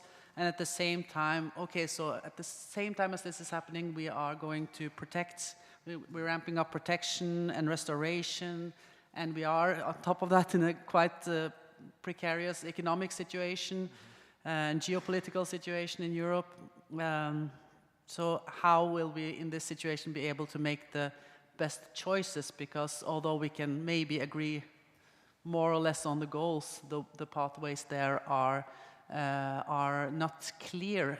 We have to make some difficult choices, and there are, I mean, you can say that the SSH disciplines can sort of smooth the path here, but I think it's just as important to point out that there are real differences in interests here, to bring that up, and not just as a, okay, this is something we need to smooth over, but it's something that to point out that there are differences and different values and different interests that needs to be taken into considerations. Yeah. And I think it's also, I would argue that it's important to do those, to do this kind of research in its own right sometimes, not just as sort of a part of a STEM-dominated project, in order to secure internal development within these disciplines also. I'm thinking, like, for the last framework program, the Horizon 2020, we had the SWAFs projects, which I think were important in order to develop a toolbox. Those are taken out as from the framework as it is now, because it's seen as these kind of issues should be much more integrated, which is good in principle, but but I'm not sure it's in practice that it's well enough set up to secure a good sort of good development within these disciplines. I don't know what you think of it. Totally agree, but also the issue is very much what you were saying, is that the call design. I mean, you have a call that's been launched, it's going to be launched in 2 weeks, but the contents are still sort of we're still discussing it. So clearly the call design is fundamental, and this call design showed some time, especially in some areas, in some areas even more than others, how lack of knowledge of what this research can deliver in terms of contents, and therefore address them to contribute to it. That's what matters the most. So co-design is key in this case, and be contributed to their co-design from start. Right, so from the call design, basically start integration there, but also start integration in designing your project as a project applicant. I think that is key as well. And like you say, you have to do it from the start. Now that we see less and less of these projects really focusing on the social sciences and humanities, we really have to integrate it into the project proposals, which are now going to come in. But you wanted to add? Yes. One thing, just bear in mind that 50% of the top publications in social science humanities are from European scholars. This is a massive comparative advantage for Europe, which hardly we take advantage in European programs. That's really a miss. You know, it's like having a Ferrari with 3 gears and you only use 2. So with that, I think we'll close, but I think before we close, we'll open up the floor to every one of you and see if there are any questions from the floor. I think Catherine.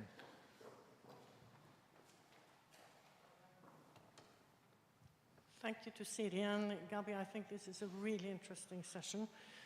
Co-creation, co-design, yes, definitely, but I'd like to ask, triggered a little bit what Siri said, consumer perception, for instance. Where are the thresholds? What's the cost benefit? Where are the willingness on transaction cost? Is it sensible on the intervention areas to have projects which really look at this absorbity acceptance with, for instance, society? I ask it because I was baffled by the resistance, for instance, to take in Norway on renewable energy, not in our yard, not in our backyard, and the same with the COVID on vaccines, where the world was taken by surprise by the fact that the world, the consumers weren't all just thrilled by the fact that there was a vaccine there. Would it, if we have that sort of additional science where the scientists from social and humanities work in parallel with the technology in addition to the co-design on each intervention area in each region, be helpful? Sorry to be long. Yeah, you put the finger exactly on the soft spot, because we keep talking about interdisciplinarity as if it's a done deal. Actually, there is some areas, some issues are very much driven by one discipline and another discipline. We're not going to talk about or contribute very much on the mapping the ground of an ocean or a sea, but we have a contribution in mapping what's happening when we talk about, for example, planning. Of course, a discipline have their space, the knowledge and the contribution. Sometimes they should be let drive that space, and as the portfolio approach could suggest. And I'm not so sure actually delivers, and we will see, we have to see that with the missions. It's a combination of projects. We can look at the same issue, the same challenge from different perspectives. If you were looking at a pen, if you are a physics scientist, you want to know what's the lightest material works for a pen. If I'm a sociologist, I want to know what the function is in the community, who holds the pen. It's a different perspective, and it's a combination like a puzzle of pieces, where I'm an expert for something, and you're an expert for something else. We don't necessarily have to say and do the same things to be interdisciplinary. We need to be complementary, and that's why I was talking about interoperability of methodology. Exactly. And at this point, I think it's important to remember also the time aspect. We don't have time to develop this world's lightest pen or the new food products or whatever, and then check out if people actually will accept it and have it. And we need to bring these perspectives in from the very start. People's reason to act or reason to shop or whatever, it's not given, right? It changes under different social circumstances and different pressures working on us. And we are not homo economicus when we go to the supermarket. We are people with values, but we're also people with feelings. So we need to have those aspects in before we waste any time in bringing the solution forwards, which will not be effective. Thank you, Siri. I heard we have time for one more question. I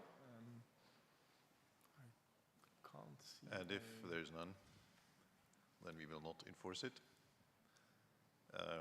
I think that was a very interesting session, and it gave a flavor of the benefit we could have from including social sciences and humanities, maybe stronger I actually heard a little bit of criticism also that, for example, if you read the intervention areas, I noticed that from your perspective, you don't find your approach, your thinking, and well enough. Maybe you don't take ownership and so on. So here's maybe some room for improvement. The partnership is obviously, as was said before, it carries on for a long time, which is one of its strengths and can be improved stepwise. Good. Yeah. Maybe we can have a new generation of partnerships, so where we actually have a real integration of all disciplines. Absolutely. Okay, good. Thank you very much to this panel.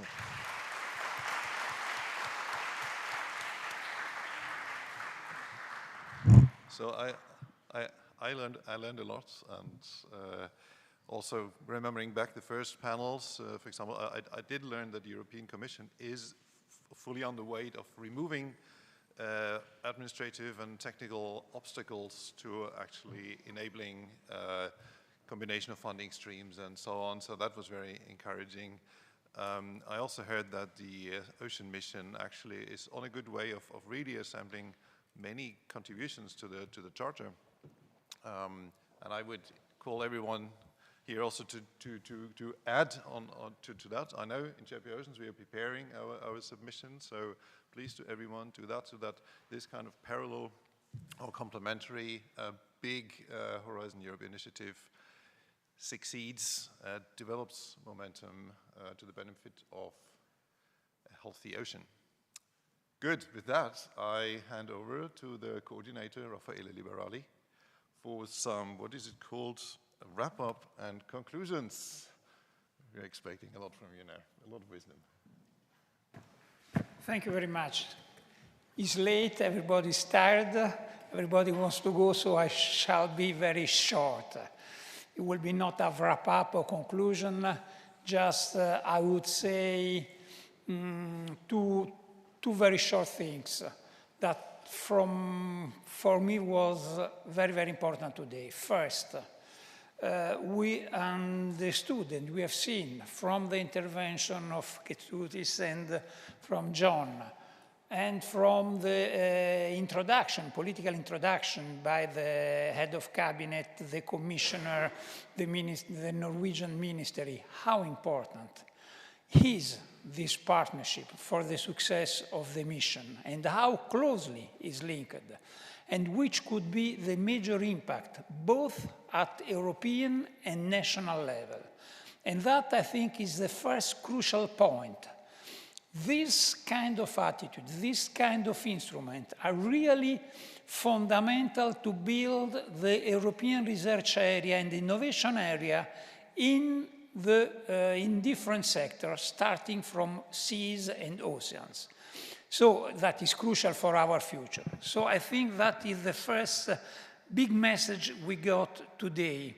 From this, from my point of view, very successful morning. And why is so successful? Because I think the attitude of the different partners. We listen to everybody, we have the feeling that we are a real partner. We work together, all together, in the same direction, with the same principle, with the same objectives. And that is thanks to all the partners, to all the work that with Catherine and with the other we did in the last, let's say, year and a half.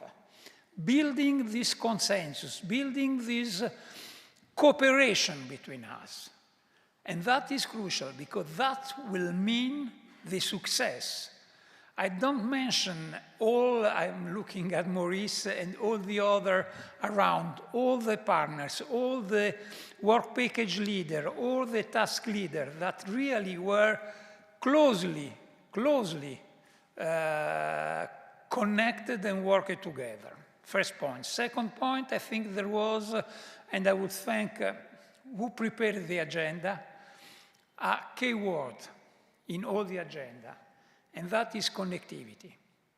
It's thanks to connectivity, to all the different dimensions, the links between European mission, other partnerships, work program, yearly work program of Horizon Europe, Cluster 6, links with national priorities, links with other activities, social dimension, I mean, all this kind of funding with regional funding and resilience fund are crucial for our success. And I think we are implementing all these connectivities.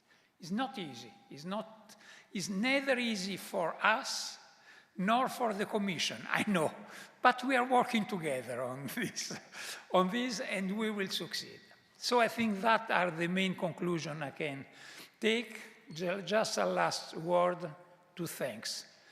To thanks, first of all the partners. I don't mention each of you because it's too long, but everybody knows. Thank the Commission to be here. But first of all, I would thank the coordination team. I want to thank Margherita for fantastic job she did.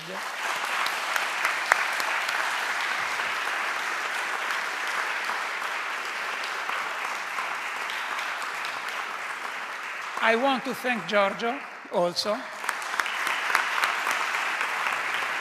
Very committed. Jasmine, that today is not with us, but she's somewhere. But I don't see her now around. And all the communication team of the ministries, and the representative, the chair, the president, and the director of the Fine Arts Institute that created this fantastic moment during 3 days in this fantastic place. Thank you very much to all, and have a good way back.